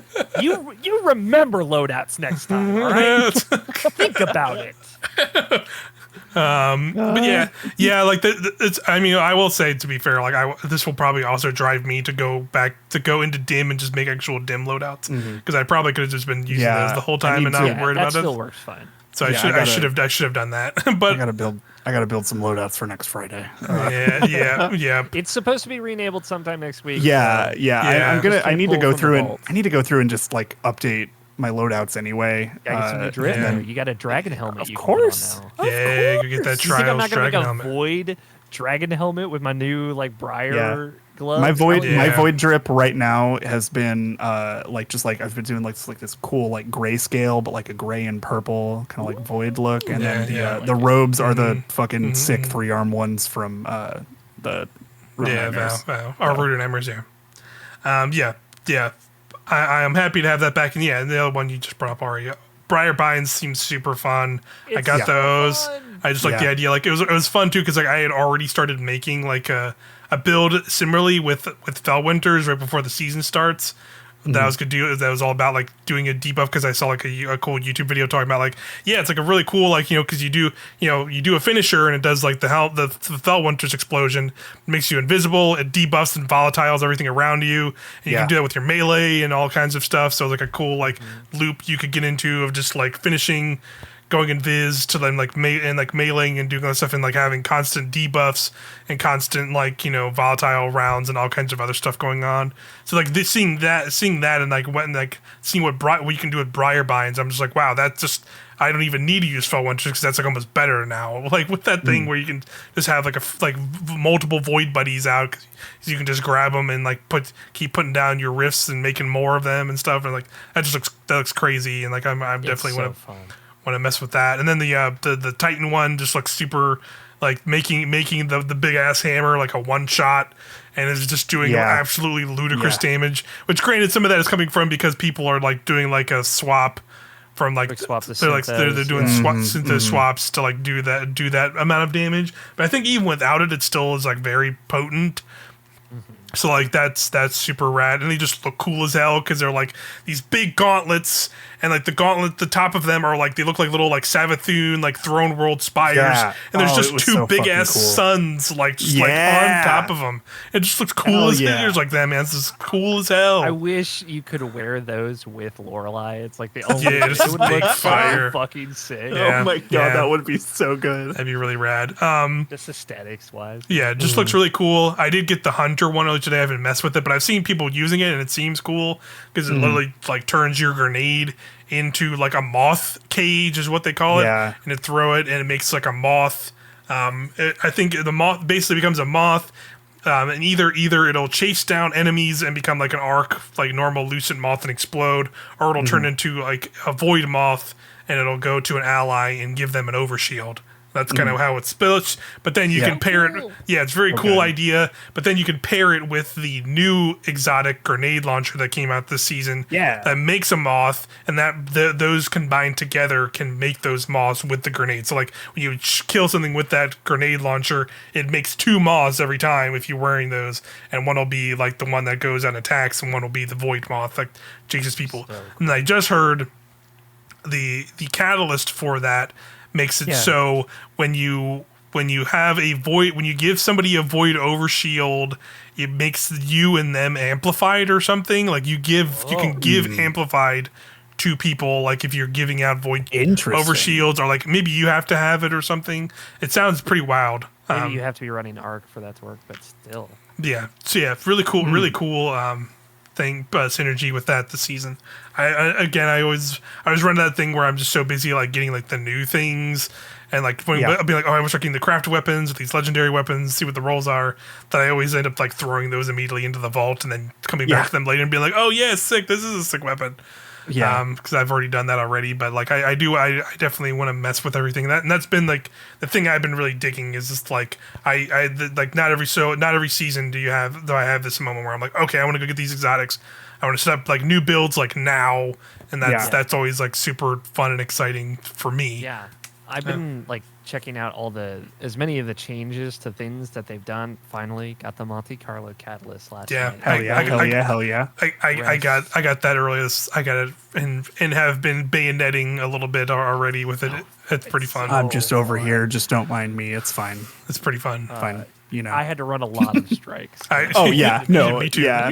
Like that's one of those things. I got it from a trials match, so just think about that. I tried to like farm for it for like an hour, and then after that, I'm like, if I just stop caring, it'll show up eventually. I'm not worried about it. So how it happened. yeah. So I'll just be like playing one that a friend of mine is like, hey, I need to run this. I'm like, hey, cool, I got this, and then I just never think about it again. It's great. It does work with necrotic grips. Everybody does work. Does work with Karnstein. It works with Karnstein. It will heal you. Get out there. It does work with ACD feedback fence. Go have fun out there, kids. It works with all those arm stuff. I'm running Monte Carlo and a glaive for the rest of my fucking life. Thank you very much. I'm so happy for you, Hari. Oh my god. I'm living. It's pretty sick. Truth. Truly. Glaive Gang has elevated. Yeah. Glaive Gang living. Not a Strand Glaive yet, but Crota isn't out yet, so I'm going to keep drinking my copium. Somehow. Maybe one of those raid guns is a Strand Glaive. We'll see. Touch of Malice is fucking back, baby. It is good. I haven't been able to use it yet. I've seen some good shit on it, though. Seems cool. Void Lock plus Touch of Malice. I mean, Void Warlock or Void anything, always good, but it rips now, and it feels really good. I saw some Loreley Titans with that as well, which also was very potent. Smart. Yeah, it's very potent. I saw people messing with that. You can stand in a healing rift, and it basically won't damage you anymore. That's kind of where the damage is at with it. Interesting. Okay. It is much more potent. It's very fun. I think the last time I used Touch of Malice was whenever it was bugged with Divinity, and we just had 3 people in a fire team just absolutely shredding Oryx. So. Yeah, I remember that too. Yeah. So it's good. Very exciting. Again, and then again, circling back to the other stuff I said. Again, we when the state of the game came out, there was definitely a lot of criticism about the armor stuff. And when it definitely was a bummer to hear, like, we're not really doing those armor, and like, but it's fair to say, like, those armors were never really like, oh my god, blown away by him by any means. But but like having earnable armor in the game is something I always really enjoy, and I will say, like, they definitely nailed everything about it this thing. Because again, like I said at the top of the episode, I went absolute degenerate mode because of those trials armors you could go get, because they're absolutely awesome sets. The Season of the Witch set, even the base set is super fucking cool because it's like Throne World, like crystalline Savathun Acolyte armor. The Warlock one you just kind of look like a weird like budget Savathun Halloween costume. Yeah, it's great. I love it. Titan also looks like similar to you because they literally just have just like a giant like cone head. Yeah, I saw an amazing just looks like a fucking chef's hat. Yes, that's what I was gonna say.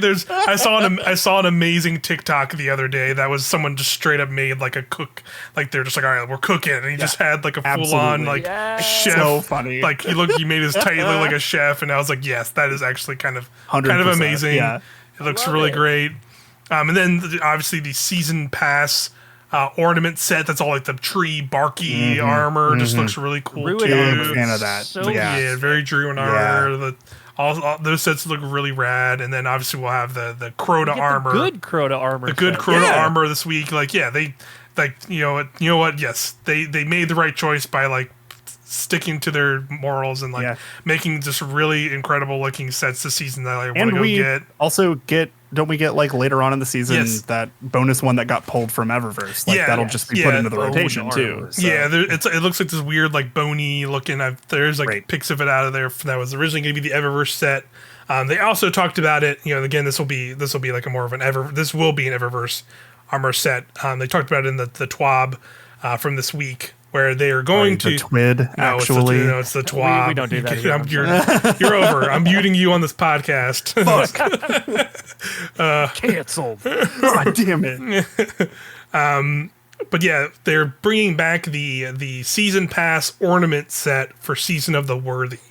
And it's going to be back in the Eververse store to be, it has to be bought with silver, but they're bringing it back. This is the first time they're doing it for a season pass ornament set that was only these usually are always only available in the season pass, and they're bringing it back, so it's going to be those armor sets in like a bundle. And I think they said it'll just be for like 3 weeks, so you have like 3 weeks to go buy that bundle if you want those ornament sets, and they're like the very like Russian like Cosmodromy like season like serif themed. Mike, I'm getting a transmission from Reddit. They're upset that you're making us pay for it. Yes, how dare we paid for it 6 months, 6 years no. ago.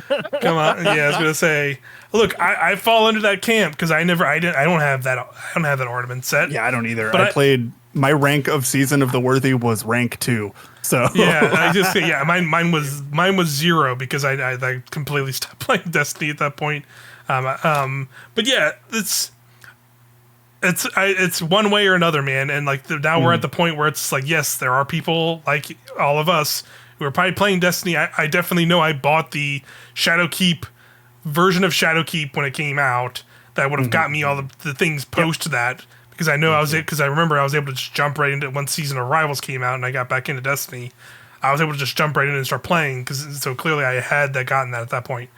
So I missed out on like most of the ornaments from those initial 3 seasons, and like many others would have liked to have given a way to get them, and here it is. Like that's what they're going to do that, because ultimately, like again, those are armor sets from, what would that have been, 2019, I think. Yeah, like 4. Yeah. It's been like 4 or 5 years. Time.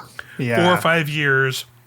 There's a lot of people who have probably started playing Destiny 2 past that compared to the amount of people who are probably playing during those seasons. So like, yeah, they're going to sell. I think literally like 3 or 4 days before the end of Season of the Worthy was whenever I like got back in after I took a break. So right, yeah.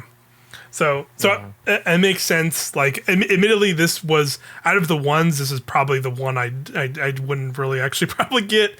But like when they said they're probably going to do more in the future, and like as soon as they put up the Season of the Dawn armor, that's like the cool silver purple like Viking armor. I'm gonna put some fucking money up. And then the season before that, Undying, was like the cool like Vex armor. Yeah, like I'll probably freaking. I do have that one. That was like very fundamental to most of my like fashion loadouts for basically the entire time I've been playing, because I still use them all the time. They look great. That's a good set across the board. All 3 classes got like really cool sets, and I have like pieces of that set because I think I didn't think I finished the season pass, but I got pretty close that season. But then I fell off pretty hard after Undying, and never played like Dawn or I remember getting the title for Undying, which was a fucking nightmare.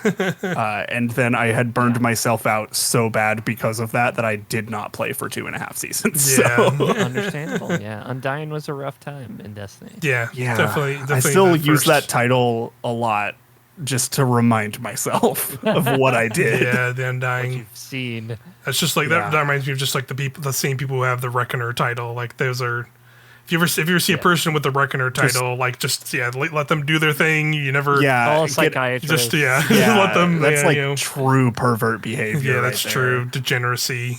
1,000,000%. Yeah. Yep. That's. Me doing a trials reset in 2 days is nothing compared to you're not like Reckoner dad. Someone with a Reckoner title. I at least have that, okay. That's overall. Plus, we get Halloween armor at some point. We'll have the season of the Lost, or Festival of the Lost. I love Festival of the Lost so much. Yeah, just good vibes. It's fun. Best tower music. Yeah, also good spooky. I like the dawning music a lot.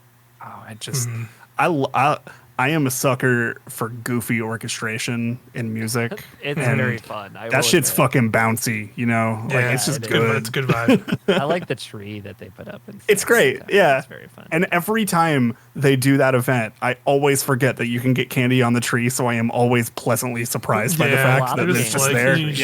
Just jump up the tree and you're like, oh yeah, candy. Hell yeah. It's like, oh shit. Yeah. Please don't make me get 23,000 pieces of candy. That was too much. Yeah. Yeah. I mean, I've not. I will say I've stopped doing that. I didn't do Gilded Flamekeeper for this thing, because I don't know if there's like a point to other than just to guild it. I don't know. I straight up just because I got play Solstice. Yeah, I was gonna say I got Reveler, and then that was it. Like I have that title for getting all 4 of the seasons. And I'm like, I feel like I did it. I'm done. I think I did like 2 bonfire bashes, and I'm like, I don't actually have to do this. And then I just went and played something else. Yeah, that's probably what I should have done too. But Zelda was I did play. Oh, that's what it was actually. No, You're right. Yeah. That's definitely. What I was doing too. I just showed up for like 1 week to run the GMs when it was Fallen Saber 30 times, and I was like, no, I'm good. My clanmates, I was just like, does anybody like? It was more me asking if anybody still had plans to do the Solstice stuff, and they're like, we did it all like in the first 3 days. I'm like, all right, cool. I'm just gonna bounce. That's fine. Like I'm not gonna bother. Yep, for sure. But yeah, I think that's largely all the news we have for everything. We can. I don't know if there's still more we want to talk about regarding the season at all, but if you have anything, we didn't really touch on it, but hey, that Final Shape trailer was hype as fuck, right? Yeah. Like, you talk about like the CG trailer. It's like getting everybody together, and it's like the ghost talking. Man, that just like fucking got me in a way I didn't expect. Yeah, it was a solid trailer for this. Yeah, like telling you one last time to rise. I'm like, bitch, let's go. Yeah, and just like having that like be the backdrop of like seeing everybody coming together, like the whole the Vanguard reuniting and seeing like a whole bunch of Guardians from across like different moments of Destiny. So you see like Witch Queen, Guardians are in armor, Lightfall, like OG Destiny 1 Guardians in that armor, like all kind of together in this moment. It's like cool. Yeah. That's such a good trailer. I know we just keep talking about how good the trailers are, but man, that trailer was so good. I showed it to some friends of mine who have not played Destiny since like Forsaken, and they're just like, holy fucking shit. And I'm like, yeah, man. Yeah. It's hype. Yeah. It's like we're at it. Good. It feels like we've built to this point, and like all the character arcs have like either resolved or set up for this final moment. And And it's going to be a big confrontation. It's very exciting, and I'll be Radiant the whole time, so that's very fun. Yeah, hell yeah! Throw some big ass axes around. I think that's where I'm landing. And I'm excited for you to throw the big ass axis around, so I can also participate. Yes, exactly. I can throw them around for everybody. Axes for all. Just that's how we roll. All roll up with the holding the axe. Yeah, so hype. Yeah, it's gonna be fun. Just all 3 of us get a big axe and just chase after that stupid subjugator in the background. Just be like, "Come here, motherfucker!" He was getting suppressed now. Yeah, it's gonna be fun throwing a big ass axe at that motherfucker. Yeah, good trailer again. Yeah, showcase was a good time. Looking forward to just being stoked about Destiny stuff. Yeah. Again, I don't know if there's anything else you guys want to talk about season wise, but I think if that's all, we can wrap it up because I think covered it. Yeah, I think it's good. Yeah, it's Destiny good. Still a lot of things I want to experiment with. There's a lot of mods and stuff. Elemental orbs seem really fun so far. Yeah, that was like. I feel like that just kind of flew under the radar with like everything else getting announced. Like those are like super interesting, and I like I don't know. It feels like they are just it's like this halfway point between like Tangles and Warmind cells that I kind of appreciate. Yeah, I'm with you too, and I like these like some of the other things of like I can throw these and like make ammo with some of the mods from the season, or like some of them, like I was using it on my Void Hunter build with like Gear Falcons and stuff, and with Status Executioner because they have volatile, like the balls are volatile. You can like throw it, explode a volatile enemy, and that makes you invisible when you get an orb kill. Or I can make it like jolts enemies, and I can get like through aspects or fragments I can make orbs for me when I get kills with this because of the things, and it synergizes with those because it has the verbs attached to them, which is really fun. Yeah, that thing is just like raining orbs of power for me on my arc build, and I appreciate it. Yeah, it's pretty fun. I want to. I mean, the strain aspects. Yes. Strain aspects. Yeah, they're all kind of buck wild. Yeah. They're all insane. Like they is nasty. That thing's crazy, dude. And they literally shut it off because it was so much wild. Like, that's where we were at. Yeah, it's one of those. Yeah, and it's just like it's so interesting. Like the void or the hunter one kind of acts weirdly like a void soul, especially with the new glove. Like it's like I think it's even crazier than a void soul because it is literally like you have like Naruto fucking like fucking Rasengan. Yeah, you can literally Rasengan. Like, well, the thing is like with a hunter, you can either pick it up and throw it and it turns into that, or you can just shoot it. You can just shoot it and it just turns into a crazy whirling fucking thing. Like, it's not super fast. See, I had a moment where I was playing when I was in that Trials Degeneracy, and I was going up against a hunter who was using that, and it's definitely like you see, and you're just like, oh fuck. But it's but once you I saw like a teammate get hitting by it, and it's not like instant like jibbing them like it does in like where you see PvE and it's like taking out like crowds of enemies and throwing the unraveling like darts everywhere, and it's like holy shit. I do really appreciate that everybody online just refers to it as, oh, it's the Beyblade build. Yeah, absolutely. You can make Beyblades. Yeah, that's also really sometimes good. You just gotta let it rip, you know. Let it rip. Yeah, absolutely. I like that, like this aerial denial thing that hunters don't normally have. The Titans get this like crazy like well of radiance, but with melee, giant melee banner. That makes you unkillable on their back that they're carrying. It just looks so cool, and it heals. It's like Strand Titan heals now. What a fucking Strand Titan, something that was notoriously very easy to kill already. For sure, for sure the worst Strand class. Anyway, and then Warlock gets like kind of an invis equivalent, like a get out of danger use case thing that also gives you threadlings, that also plays into all the changes they made to Strand. Like, they're so interesting and way different than like the initial two aspects that we got. Oh my god. Yeah. Like Strand like 5 months ago is like it's just so much different. Yeah. Strand today would kill a Victorian child. Jesus. I love how much it's changed stuff. Obviously, Suspend is very different. It's not as oppressive against PvE combatants and stuff. Still pretty fucking good, though. Pretty fucking good. Yeah. And the fragment... do some damage with it. Yeah, the fragment that changed, so it's like, okay, suspended enemies just drop orbs now.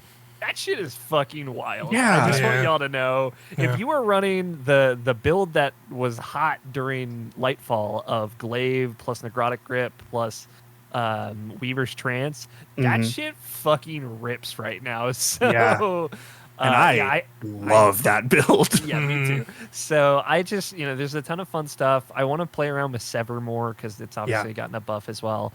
Strand feels like a different subclass right now than it did initially, and that's kind of exciting. It's really cool, and I like that.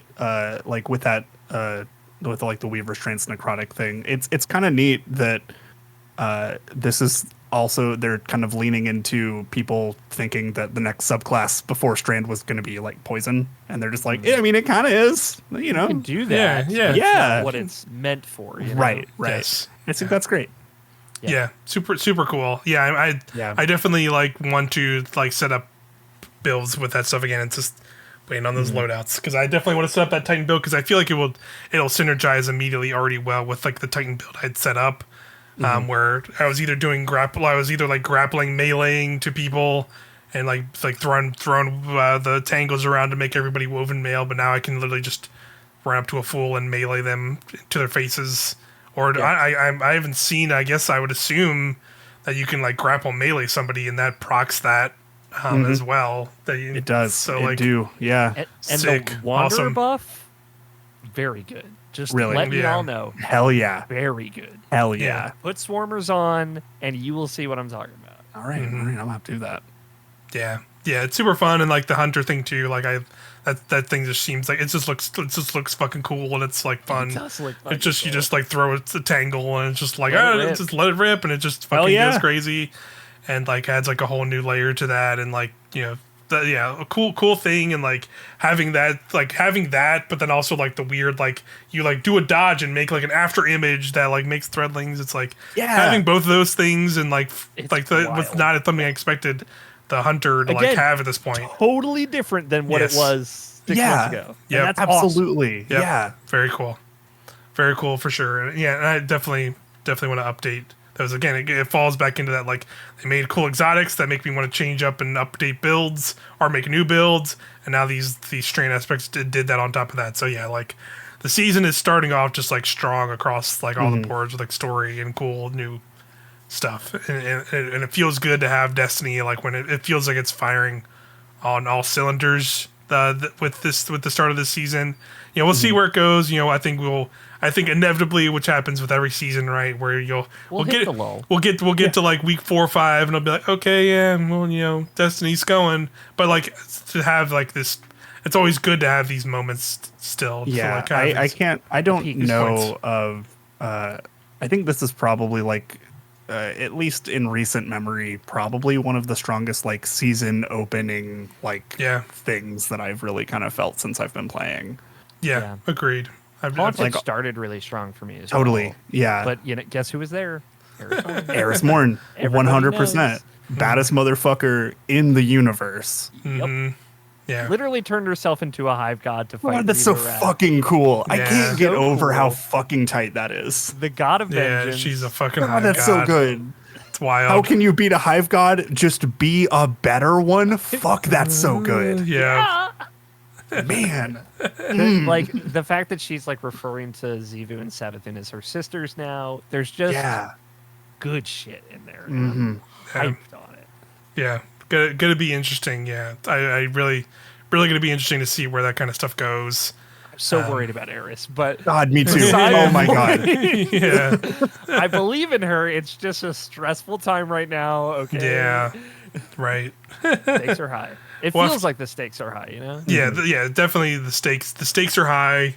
Again, I think for me it's like I don't know if I see this stuff going that big into the final shape itself, but where we stand now though is still really cool, and I'm very interested where the season is going to go, because there's a lot of cool stuff going on.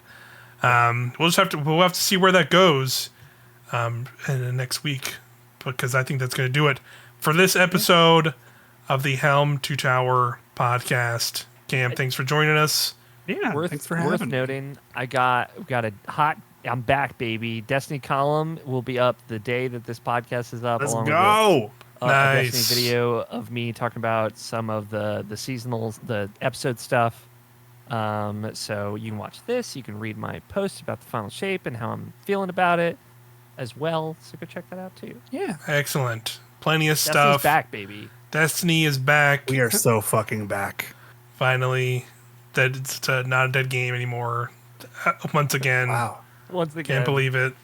I can't believe that was I can't believe they gave it Radiance with self-res. Interesting. Yeah, wow. That saved Destiny 2. We're here. Damn.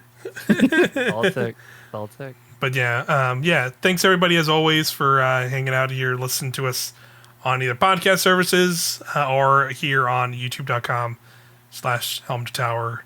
I always appreciate it. We'll be back next week, probably catching up on whatever happens next week, updating you on where we're at in Destiny 2, and probably we'll probably have maybe done Crota by the time that episode goes up. Maybe not. Yeah, maybe we'll wait until Sunday to record. That'd be fine, probably. Yeah, that's actually not a bad idea. And we'll drag you back at some point, Cam. Don't worry. Yeah, it's fine. I literally will show up for every episode. You asked if you me had on me, this time, so which I was stoked about. Yeah, I will literally show up for every one of these episodes if y'all would have me. Just gonna break into I'm gonna write that down. You'll regret that in a few weeks, but just etch that in stone really quick. Yeah. Yep. Excellent. But thanks everybody for watching or listening again. See you next time. Bye-bye. Bye.